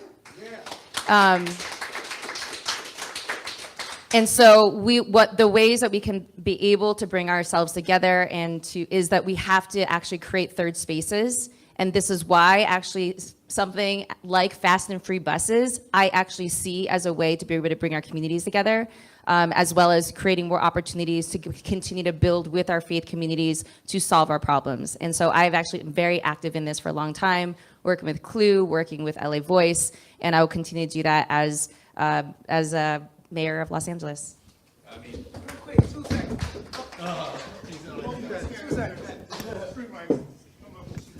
Hello, Tish Hyman. I was in Israel on October 7th, 2023, when the war started. And this is what I got from all of this as an American here. We are Americans first. We are whatever we are after that second. No one deserves to be discriminated against. No one deserves any hate. There aren't any special groups that deserve more protection than any other group. We all should be protected as Americans here because we all want the same thing: prosperity, safety, and for our city and people to thrive. So for me, I look at it all like whatever religion you practice, that's on you. We're all Americans. We're human beings first, and we need to act as that. Even with the parties and political, we're human beings first. We need to get back to humanity. That's my thoughts on that. Thank you so much. Brian Acosta here. So as a tech person, I actually think that because technology has evolved so fast, right now what we're feeding is the algorithm. The algorithm is what's really hurting us because what gets clicks? The people saying all these nasty things. And so as mayor, what I really think we need as a mayor, we need somebody that understands the technology side so that we can actually push back on it, because that's what's dividing us right now. You know, it really is. You look at TikTok, you look at Instagram. I mean, even my ads right now, it's so homophobic. It's just so ugly. And so we need to be able to have a mayor that understands technology and takes the fight to the tech companies. That way we can start bringing down those walls and we can start really unifying in a way that makes sense. Also on my LA Now app, there's a feature so that you could actually see what cultural events are happening, because right now we don't know. I would love to go to some Jewish bar mitzvahs or, you know, some Muslim temple activities, but we just don't know. It's always hidden. And so the app will make it easier to access that. And I just think we need somebody that can, you know, take a handle from a technology standpoint. All right, I'm John Logsdon. I just wanted to say, look at us mayoral candidates up here. Every single one of us is like, this is a diverse group, right? This is LA. This is what is amazing about this place. And it's also like we all come from different religions, backgrounds, cultures. So we all have to respect each other. That's the main thing. It's about love and how we are as humanity. That should be the first priority. I don't know who said that. Andre, I think you did. But you know what? Let's just be good people. That's all it is. If we were all good people, we wouldn't need cops. We wouldn't need all this. We would be able to just police ourselves. That's where it all is. So let's just be nice. And there we are. Thank you. Okay. Okay. Did he speak? Did you speak already? Yeah. No. Sit. We have one last question. You already spoke on this question. Okay, you want to speak? Yeah, you can do that. Somebody. Because, like 30 seconds. It came out really wrong that I somehow dislike Muslims or Islamic religion. No. What I'm saying is that I love all the religions. Islam is one of the main religions that I respect. That's all I have to say. All right. You made a joke with bad taste. I think that's what happened. All right. So this is KPFK's Mayoral Forum. We're wrapping up now, and we're going to have one last question from Executive Director of BW, Black Women for Wellness, Jan Robinson Flint. Go ahead. Okay, so I'm here today wearing my Black Women for Wellness Action Project hat. Black Women for Wellness is a 27-year-old organization in Los Angeles. Black Women for Wellness Action Project is a C4 organization. We started in 2017. So I actually have a couple of reminders and a call to action for you all. So today is May 16th. The last day to register to vote is May 18th, right? So that's this week coming up.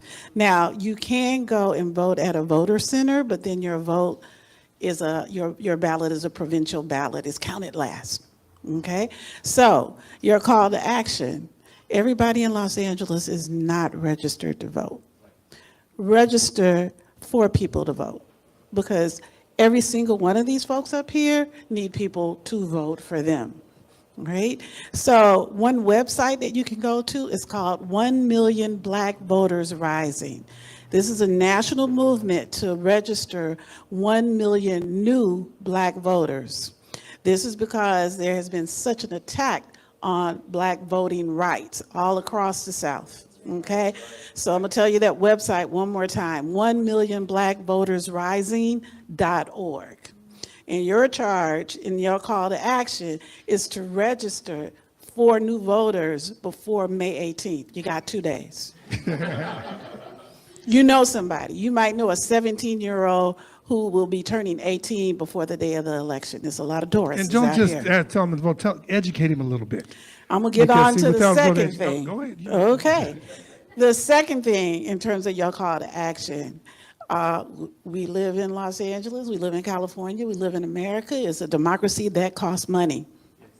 So if you believe in one of these candidates up here, send them some cash.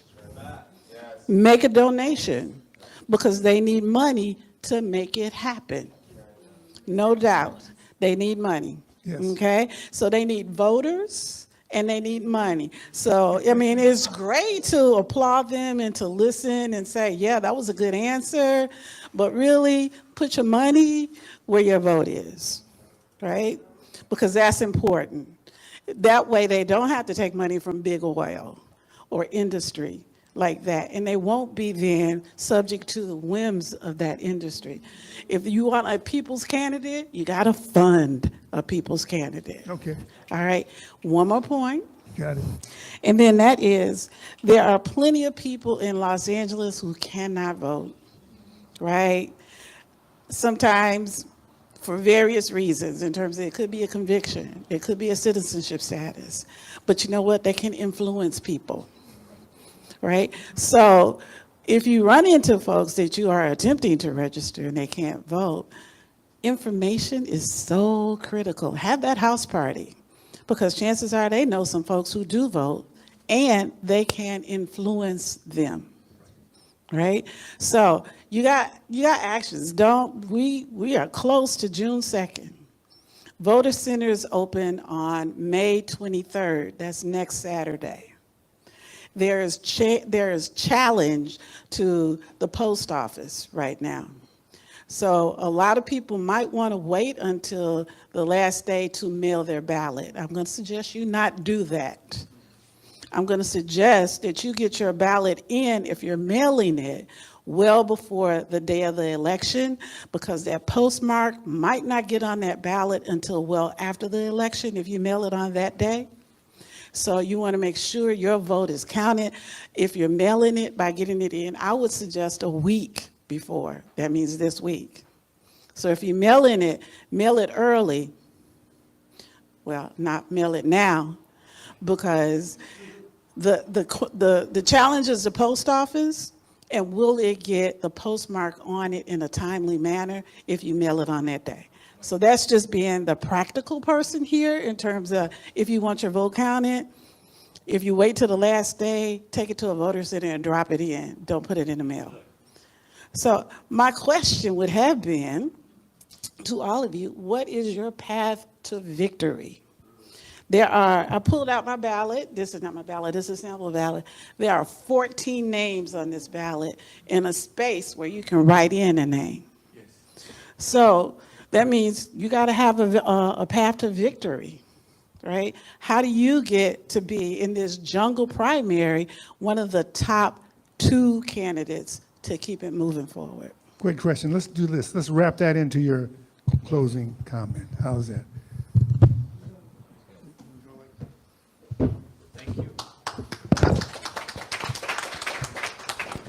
Brian Acosta here. So campaigning, being on the campaign trail, talking to people, seeing how the media has treated this whole campaign, the reality is that money talks, status talks.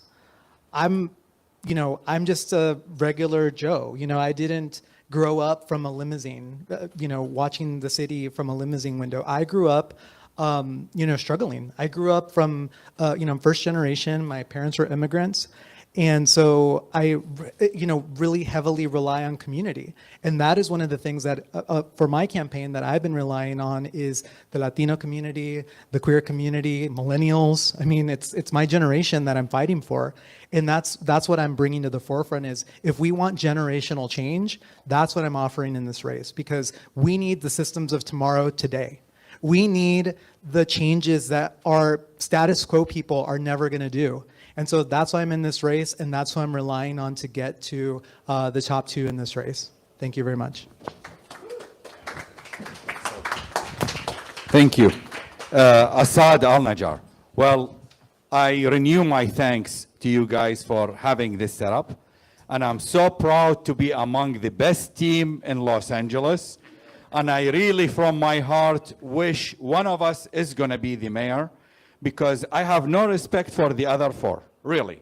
What I can do is, and what I can bring is 37 years of really hard working to be where I am today. And that has really been the path for me. For many people, for many heritages, for many neighbors, you name it, anybody in not only United States, globally, I'm the 311, I'm the 411, and the 911. Wherever it is. And I will continue that. It's an honor that I've been serving Angelenos with my job 40 hours a week and in volunteering 60 hours a week. And it's in my DNA. Regardless, I win or lose, for the next few years, I will still continue to serve you guys because my wife doesn't want me to retire, even though I am qualified. But it's an honor to serve Angelenos. It's in my DNA, and I love you all. Thank you. Hi, my name is Andrew Kim. Thank you for listening. Thanks for inviting me to this wonderful location, Harriet Tubman Center. I really respect this what this center represents. My clear path to victory is stay focused, agenda-driven, issue-driven, that is. My homelessness issue is the foremost of my passion. We have a misguided policy, keep on making our homelessness a victim. Unfortunately, our homeless populations are victimized by the system. My logo is my motto is Project Liberation Los Angeles. I want to liberate our city. I want to liberate our homelessness people. I want to liberate our family. I want to liberate my church. I want to liberate American dream. Thank you.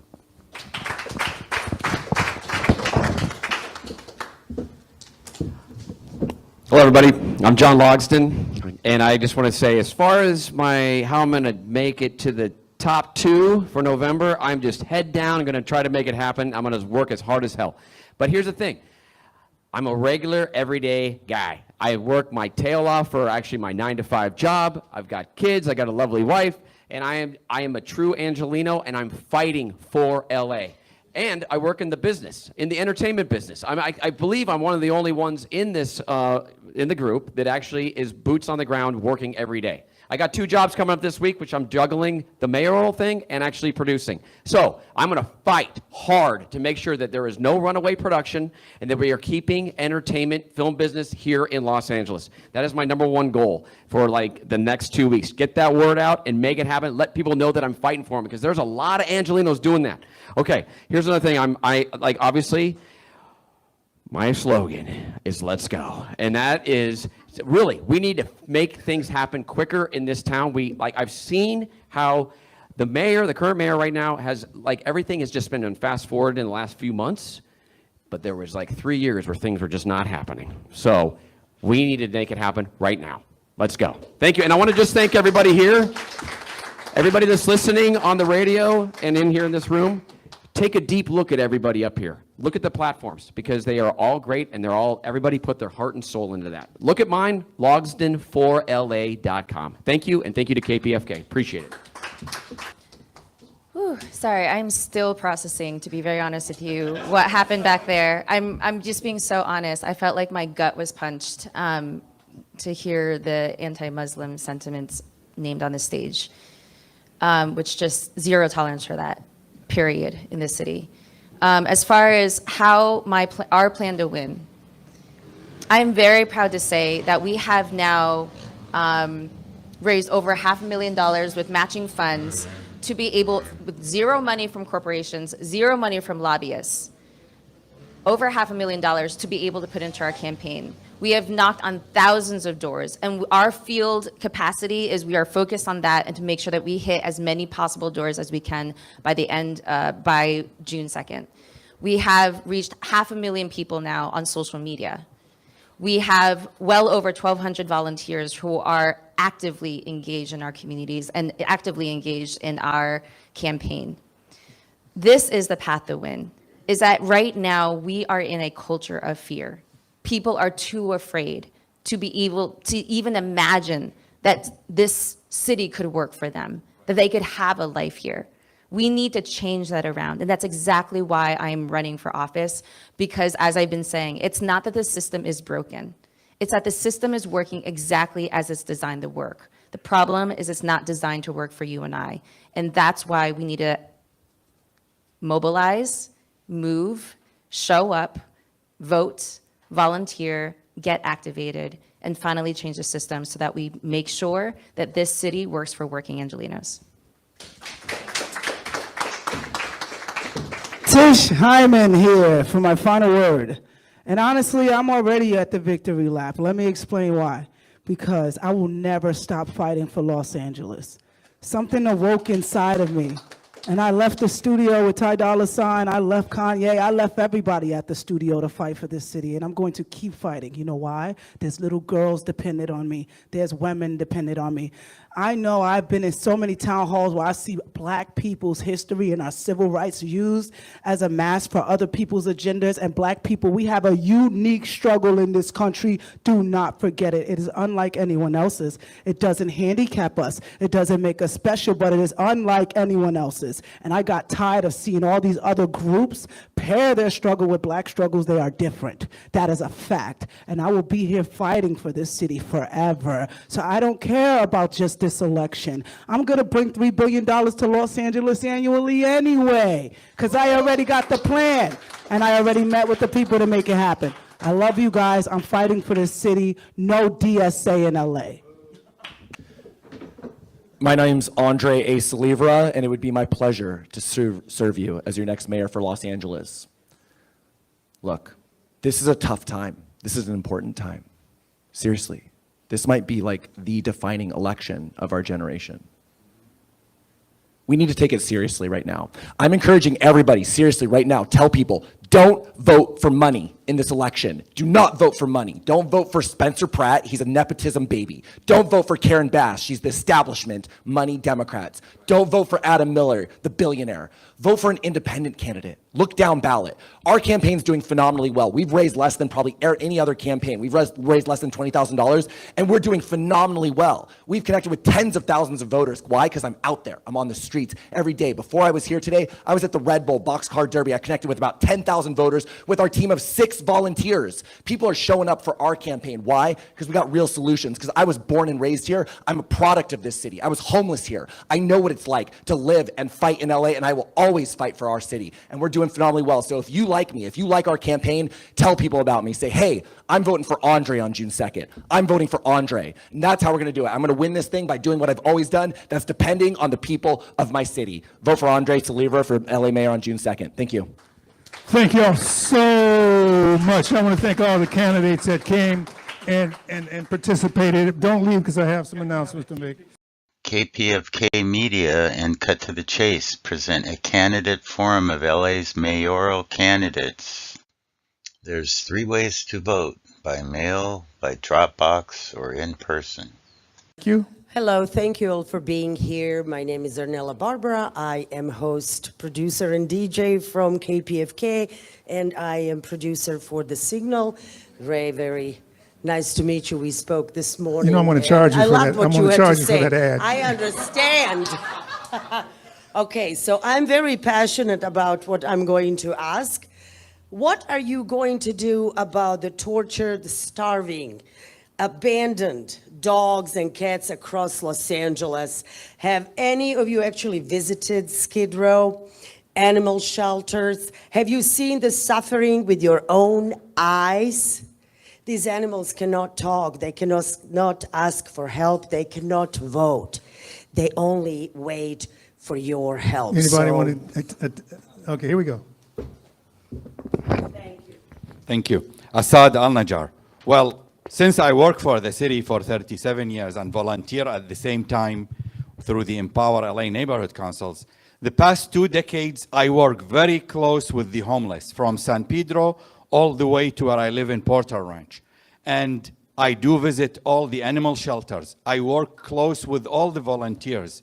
And one of the main problems for our animal shelters to start with is when all the operation became under general services, in which now the food has to go through general services. When you have incompetent general manager doesn't even know what to order, that goes to general services, you have animals in the shelter have nothing. Then when you go to downtown LA, it's 10-minute walk or less from our building in City Hall. You find them, right, you find the abuse of the animals. I don't want to use the rape of the animals. And many times, by the time we report it to the police, it's too late to come in. Police doesn't even come. All right. Anybody want to address that? So I actually have been to the animal shelters. I've been to Skid Row. I mean, I've spent a lot of time in Skid Row, actually, and recently also spent time in Skid Row with a rescue group that provides free clinics in Skid Row for many of our residents who live in or around Skid Row who can't afford services to be able to ensure that their pets are safe. Here is the reality. A couple years ago, I adopted my dog, who is a rescue herself, and I was so proud that during the pandemic, there were 0 animals in the shelter. We got to that point. It is completely the opposite situation now. We call ourselves a no-kill city. The reality is we are killing our animals left and right because our shelter system is so broken, it's been defunded. You all keep calling about defunding the police. The problem is the police has been defunding us, and we are not funding the services we need, like our animals. And I am somebody who actually does not believe Angelinos are only people, human beings with 2 feet. Our Angelinos are our 4-footed creatures, are our 2-winged creatures, right? This is Los Angeles. We need to be protecting our own. The way that we can do that is increasing the funds we need to actually ensure that we can provide spaying and neutering. We need to lower it's very difficult to get your animal neutered and spayed, actually. You have to go through this whole process. It's delayed. You have to wait for another month. We need to quicken this process and ensure that it's happening. We need to ensure that we are enforcing the laws. Oh, sorry. But let me just finish my statement, which is we need to enforce the laws to ensure that our animals are not being hurt by, and look, it's not just our in-house. Constantly we're talking about this, the animals who are being hurt in Skid Row. Whether you are housed or not, there's animals being hurt. What we need to do is stop the abuse everywhere and enforce the laws and ensure that we are ending all of that abuse. I'm so sorry. I just feel really passionate about this. I think we'll have one more, because I think everybody agrees with this, right? So everybody's in agreement, so we won't have to. Go ahead, since you're up. Yeah. So Brian Acosta. So I want to have an animal protections unit in City Hall that has complete autonomy so that we can actually look at all the things that are happening, whether it's issues on Skid Row, things happening in the shelters, because from what I saw and heard from the shelter people is that people that actually want to change, they get shit on. And, you know, they get... Really? I got to edit that. Really? I have to edit that out. Oh. Are you? Sorry. No, it's not have to edit it out. No, it's not at this point. But, you know, we need to have whistleblower protection so that people can actually change things.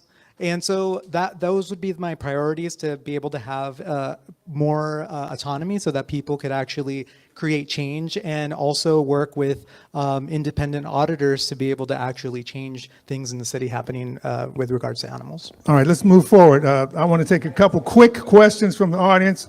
Come up here.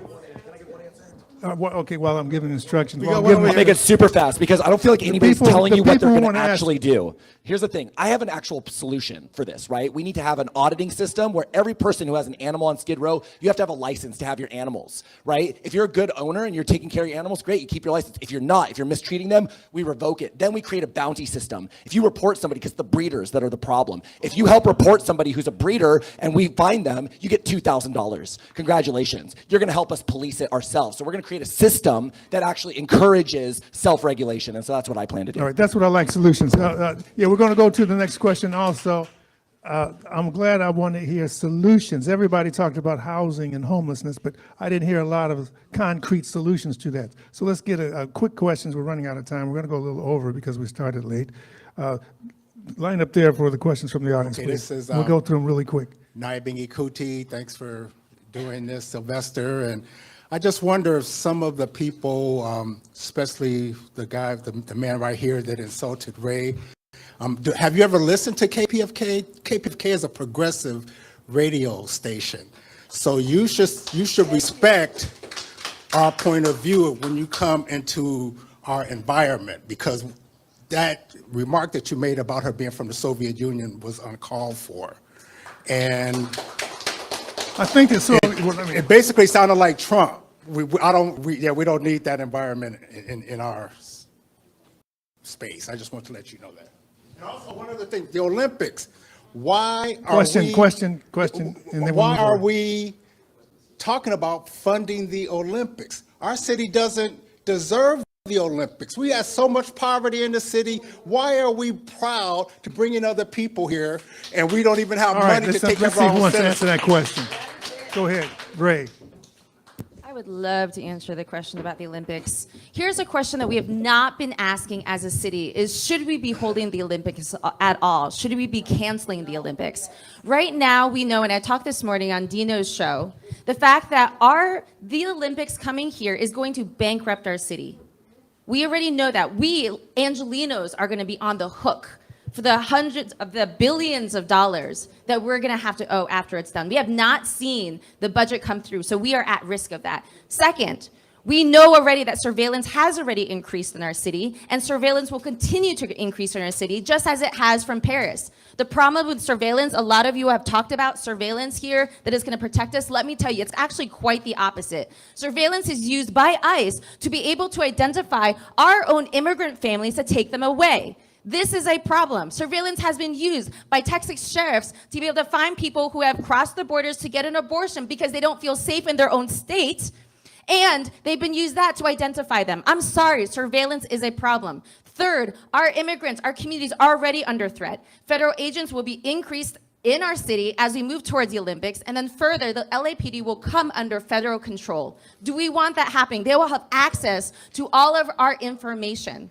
We need to be asking the question, and I didn't even begin to talk about Airbnb. Right now, the Mayor Bass has already proposed that we give Airbnb more money. Sorry, they're going to give us money so they can buy off our city. We're going to increase the evictions of our families, and we don't even have enough housing. So there's a lot of questions we need to be answering in this moment, and I'm calling for a task force in the city to question whether or not we should be canceling the Olympics.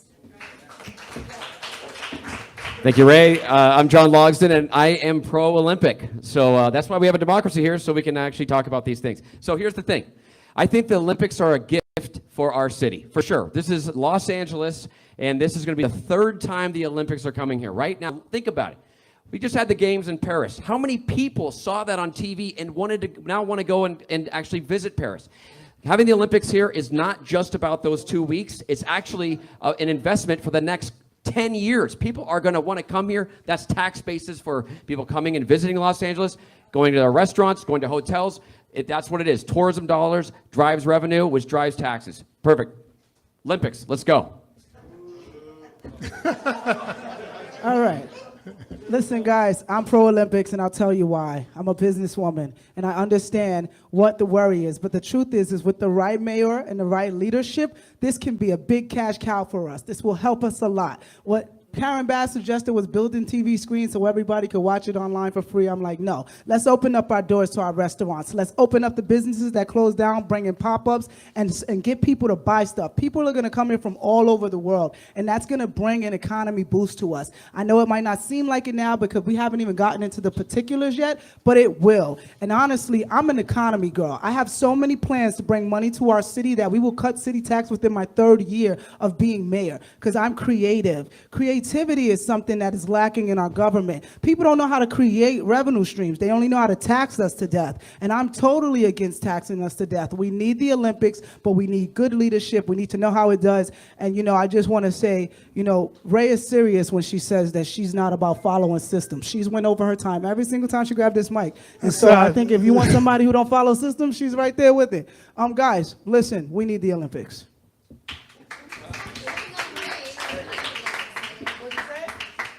Go ahead. Yes. Hi, this is Assad Al-Najjar. So I think I'm the only candidate who actually works on the Olympics. So what it is, the history of it, Garcetti days, we went in and bid to get the Olympics. An LA 28 committee was started with the understanding they will be bringing revenue to the city so that they upgrade our infrastructure. I will try to answer without getting a call from my boss or ethics on Monday. But the reality is LA 28 committee all of a sudden has a change of heart going, you fix your city. We need 1.87 billion to get the city ready the way it is to accept people. How much we have? Roughly 44 million as it stands today. I work very hard with the Department of Justice, with the police and all that to get the city ready, but Without being the mayor and I get sworn in December, I will have 14 months to get the city ready. Any other mayor, with due respect, will have really impossible time because I have a decade working on it. I know exactly the operation, how we're gonna get the trash out, how we're gonna get the people, the buses I lined up because this is gonna be a no car zone. So I have the buses ready. And I love the idea that Andreas is bringing to enhance, and I'll let him speak about it. All right, here we Because go. Next. his idea. Let him speak about it, because we're running out of time. 30 seconds. Oh, and I'm on red now? I thought it was in yellow. Oh, 10 seconds. Okay. So basically, the Olympics, I can do it, and probably all these great candidates can help me with it. Thank you. Thank you, Assad. Thank you. Seriously, thank you so much. And I'll make it very quick. Look, so here's the thing. The reason we're scared of the Olympics is because we haven't had a mayor or leadership who could execute, right? I execute on plans and systems. That's what we need. We need the right execution. And like Assad was saying, my plan for LA is to increase the bus transit routes and supplement them with a shuttle bus system, right? So this will make this so that we can actually move people around our city. The Olympics are good for our city because it brings a lot of money in, which floats all of our jobs, all of our economy, but we got to make sure we're prepared, right? And so that we need a transit system that works for people. Additionally, we also need to make sure we're making money, the city, off of all these tourists. Right now in downtown LA, all around, they're warehousing empty apartments. They're not putting them on the market. They're reserving them for the 28 Olympics so that they can overcharge, so they can gouge. I'm in favor of rent control, of a rent freeze from now through the Olympics so that they can't do that. And then additionally, I want to put a 25 to 30% tax on all luxury accommodations. This is any place over $250 a night that's renting in LA during the 28 Olympics, 25, 30%, that comes back into our city. And that can make sure that we have enough money to cover any overages, right? Because all this money's coming in. We got to make sure that our city's prepared to collect it for the people. All right, so we're going to move on to the next question. So no, that's not for this. That's it for this. I know you've been pointed out. Do you want to take a 30-second respond? So we talk about the fact that the Olympics is supposed to help our economy. The reality is the Olympic Committee has already said they're planning on considering contracts outside of Los Angeles that are more competitive. So that way, actually, our businesses are not going to actually be benefiting from the Olympics. Second of all, so many of our small businesses are closing, including Red Books, which I was just at the press conference and march with, in which case so many of our small businesses are not being supported, so they won't actually get to benefit. And even if they do get to benefit, they benefit for 2 months. What we need is infrastructure and a focus on the city of Los Angeles, Angelinos who live here now. So we want to talk about economy, we want to talk about finances, let's talk about the fact that it's going to bankrupt us, and we're not.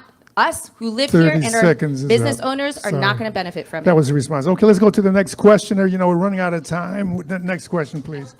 We want the next question because we're running out of time. We started late. Sorry, this John is is here actually from the Harriet Tubman Center for Social Justice. He might let us go over it, but we'll see. This is going to be a weighty question. So we've kind of touched on this here and there, but one of our biggest problems in LA is that there's over 40,000 unhoused people in this city. And the current mayor's solution, which seems like a one-size-fits-all, is called Inside Safe. It's extremely expensive, and the success rate has been abysmal. So what I would like to hear is, what are either fresh ideas that you guys are going to be bringing to solve this problem or modifying the current existing system?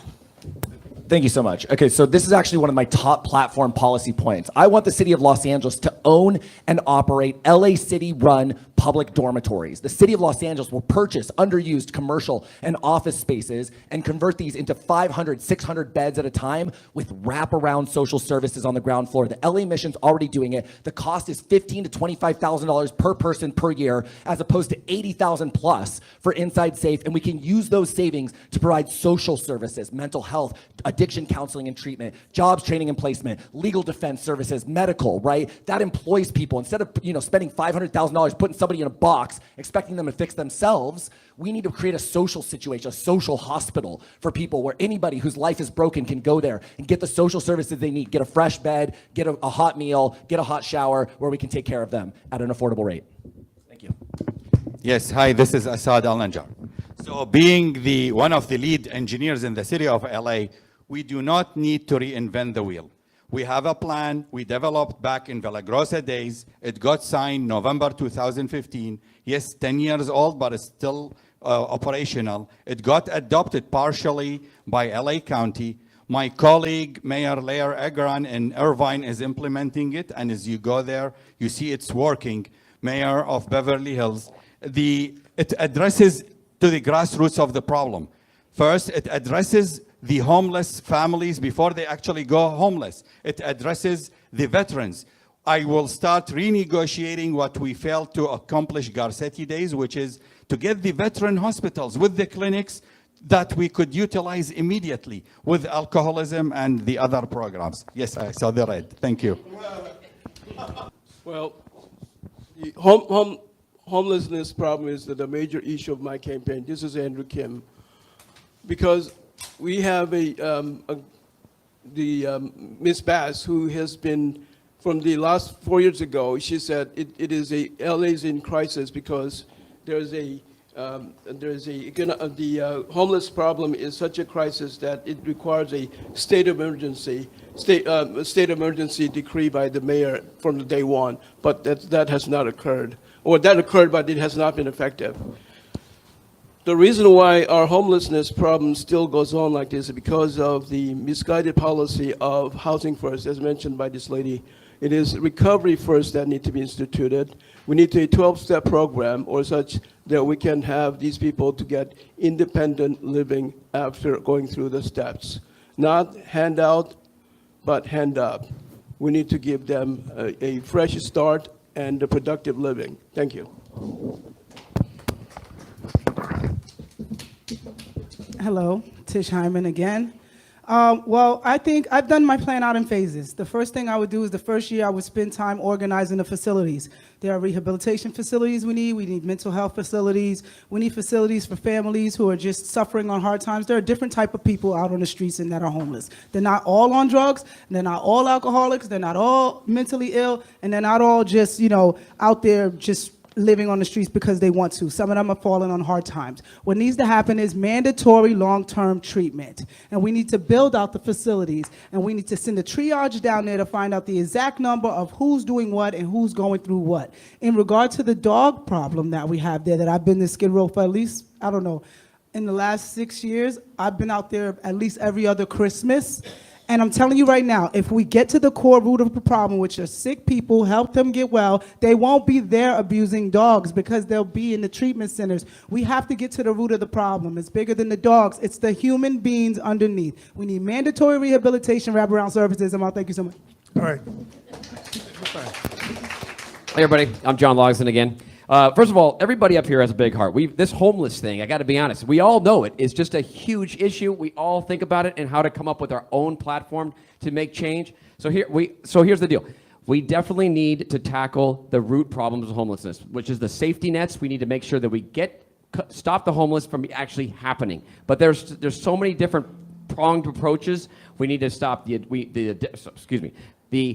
addiction part of it is a big issue, and so is the actual mental health component. We need to have facilities for that, and we need to mandate that people, if someone's refusing service time and time again, and they're found inebriated on the streets, we need to have a place for them to go, and it just needs to happen. We can't ask somebody 100 times, and then they say, and they refuse, if they can even refuse. So we need to take a humanitarian approach, be very empathetic to this, but at the same time, we need to speed up this process.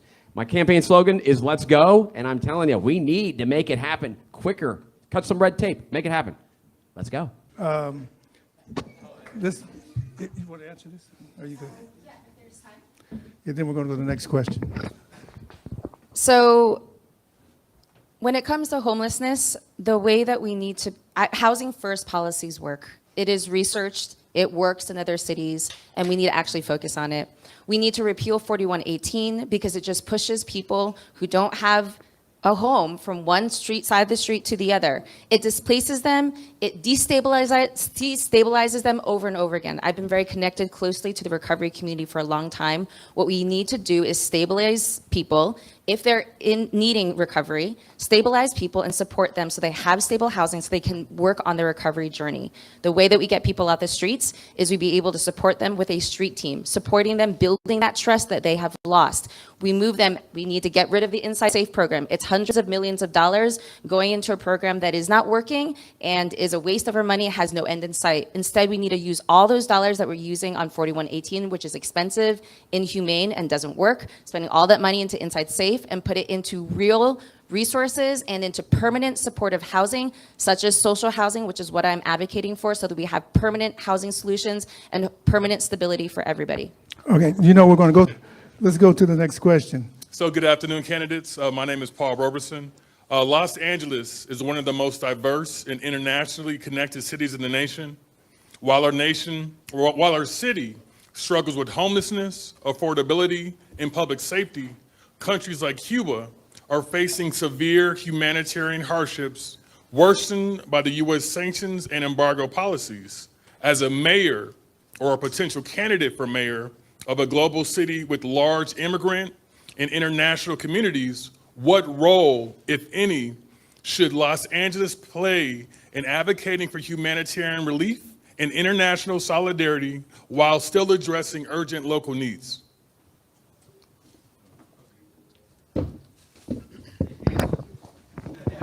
I'll be good this time. Brian Acosta. So I'm glad you asked that question because we see this happening with like money being sent to, for war, right, in Palestine. It's all connected. It's all the same thing. So one of the things that I'd want to look at as mayor is taking defunding some of those places where money is being allocated to go to war, to go to places that are hurting our neighbors and hurting international, because our money, it's our money that's going to hurt these people. So looking at contracts, looking at organizations that are going to sending money to send these things and make these things these things horrible on the national stage. So as mayor, I would definitely bring that to the forefront and make sure that our money stays here and helps people. This is Assad Al-Najjar. I'll echo on what Brian said. So basically, you have to remember, the mayor's job of City of Los Angeles is to serve the people. It's a public works, LAWA, and water and power. Basically, the mayor is responsible for the streets, so the sidewalks, the power you get, and all the operation, street lights where I work, which is all dead, the wires are gone. The mayor job is nothing to do with international affairs. The mayor would do like Brian was suggesting. You ensure that the sister cities that you have all the relationship with are in abidance of the human rights.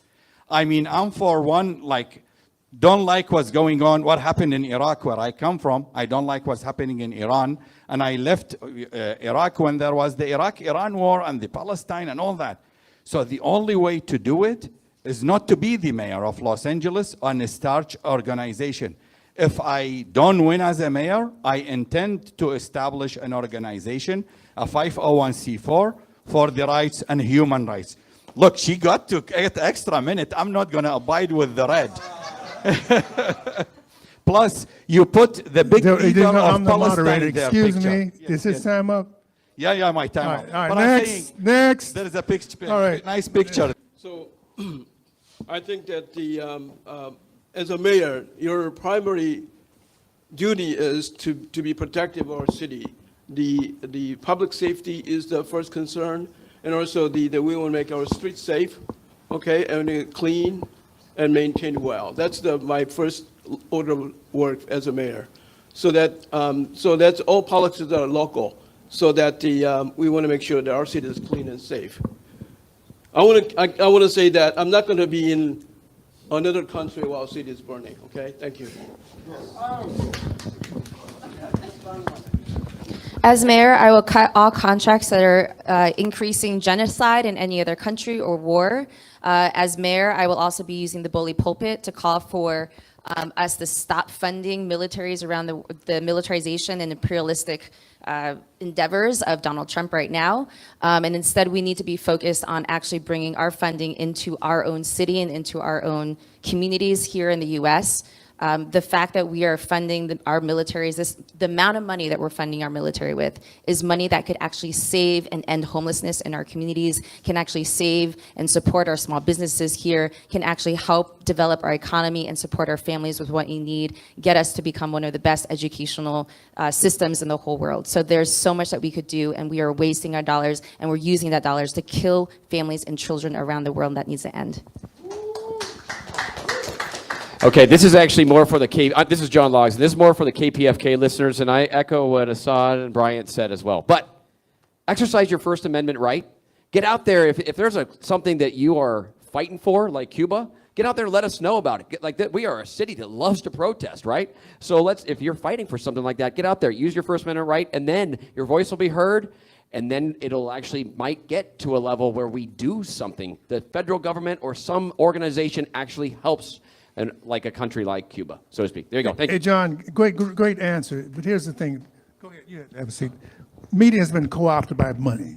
KPFK is a listener-sponsored station. I'd like to say that right now. We are funded by listeners only. That's why we could have this forum. Otherwise, we wouldn't be having this forum. And so, but thank you. And we have been out there. But see, the visibility, like the visibility of you, they don't want you because they fear you. They fear KPFK. And that's why we invited you here. I believe one of these candidates is going to be the next mayor. One of these candidates is going to be the next mayor. John. Yeah, thanks everyone is here at the Harry Tubman Center. And, I'm wearing this shirt from Rosa Parks. Every December 1st, 5th is Rosa Parks Day. And the Harry Tubman Center was able to go there and give the city council hell, and that's how it happened. And we're going to give some hell now, so y'all better do the right thing. But I wanted to say that, I'm glad that Kenneth Mejia was able to expose the budget and the priorities that are upside down. The top of the priorities are the police, and everything else gets defunded. What we need is gets defunded, and that's a backward thing. So, since the Washington Post started finding out how many people were getting killed since 2015, every year the amount of people getting killed goes up. Every year. 2024 was 1,365 people. It just keeps going up. So he shows us a systemic thing that's going on, especially against black and brown people. My son, every time he gets into the... John, I love you, but ask the question. Okay. Every time he gets there, I was going to have two quick questions. Every time he gets in there, I worry about what the police are going to do with him. So it's a systemic problem. We have to do something about it. And right now, the city council is going to take up a plan to be the ones that can fire police. Right now, the chief of police can't even fire their folks. So this is going to be coming up in June. So I wanted to make sure, see what folks feel about that thing coming. The second thing was I got to go to Iraq and Gaza with the former U.S. Attorney General. I had a stroke 3 years ago, and I can't get stuff all the time. But I got to see a lot of places. I saw the horror in Gaza in 2009. In Iraq, I saw what was going on, and the amount of people who are suffering from cancer because they use depleted uranium, all these horrible things that are going on. So what are we going to do about what's going on in Gaza? Right now, there's from a local level, you're saying, what are we going to do about the international crisis? Okay, right. Because right now, the city council, with the city council, we're going to be pushing them to have to divest away from Israel. All right, here so we that's go. the second I'm question. gonna make it quick. I'm gonna answer your second question first. How are we gonna do it, Mayor of LA? Look, I represent the people of the city of Los Angeles. This is not an international affairs position. However, it is a cultural position, and we do have cultural positions. So I will advocate for the popular cultural sentiment of our people, which is not to promote these types of genocidal activities. So I will at least use the cultural power of the microphone to make sure that we're making that stance that LA does not support this. So that's your second question. Your first question, in terms of the police, in terms of, like I said, it's a culture problem there as well, right? We need to make sure that we have people here, and I'm actually one of the few candidates who's in favor of a civilian oversight commission for LAPD. We have charter reform commissions where civilians can then make, recommendations. Why don't we have that for LAPD? If you're LAPD officer and you've had multiple infractions against the public should review that, not LAPD internal affairs. The public should make the recommendation for that specific officer and recommend them for suspension, and that's what I'll advocate for as mayor for Los Angeles. Thank you. My name's Andre Salivra. Hi, this is Assad Al-Najjar. So within the public works, we have civil obedience classes in which when one of my engineers or one of my draftsmen or whatever staff is out of line, then we have them in the civil obedience. And LAPD does not have this training or these classes. And this is what Andrea is referring to. So whatever the success stories we are having within public works should be implemented immediately in LAPD. There is no reason for the courses that is working in public works not to work in LAPD. Now back to your other question, and I didn't want to say that, but I'm going to say it.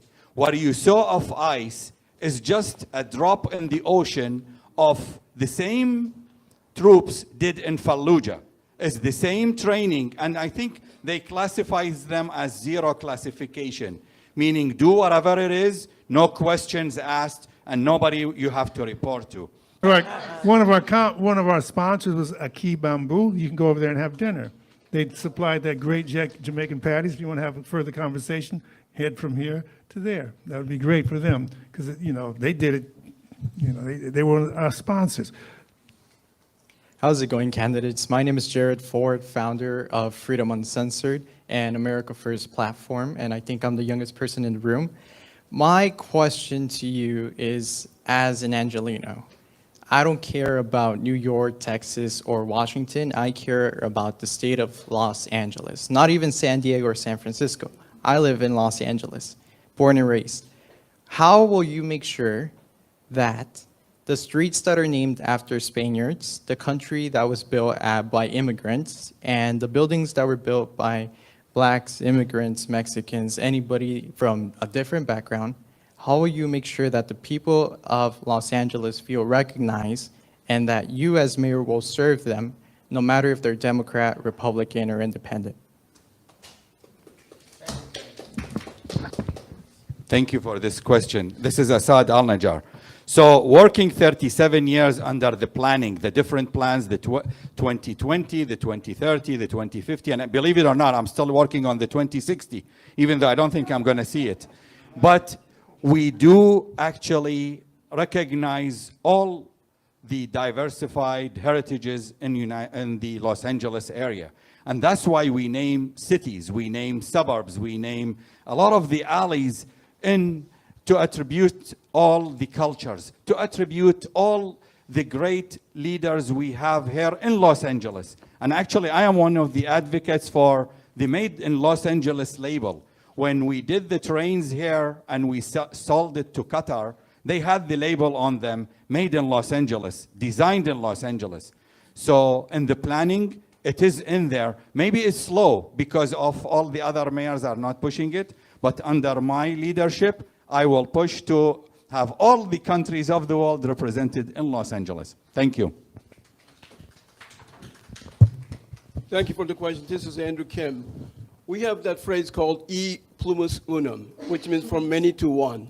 So we need to have a understanding our nation has a history of combining all these diverse background people and making American all together. So let's think of ourselves as someone who's appreciative of what America offered to ourselves, as a group, and as an individual.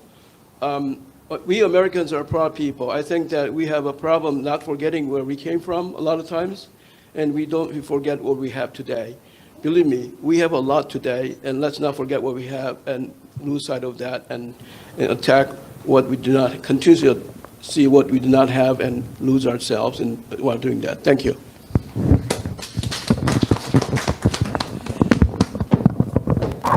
Mr. Kim, that was a mouthful. I really appreciate that. And you are my dream, young man. You are my dream. I'm working so hard because I want people your age. I want everybody young to get involved in politics because it's your future that we're here fighting for. So I'm so happy to see you here. Honestly, I don't know what I would do. I would have somebody like you tell me about it, and I'd be like, well, let's create a monthly program. I'm all about cultural activations. I'm all about exploring and celebrating our people, but we are all American. And that is what we need to remember at the core of us. We're all from different places, but like Kim said, we're forgetting what we have here. We have to celebrate our country. I've traveled all throughout Europe, Japan, and I'm telling you right now, we have the best country in the world. Unless you leave, you do not realize how blessed we are here as one nation, under God, indivisible, with liberty and justice for all. Especially if you got money.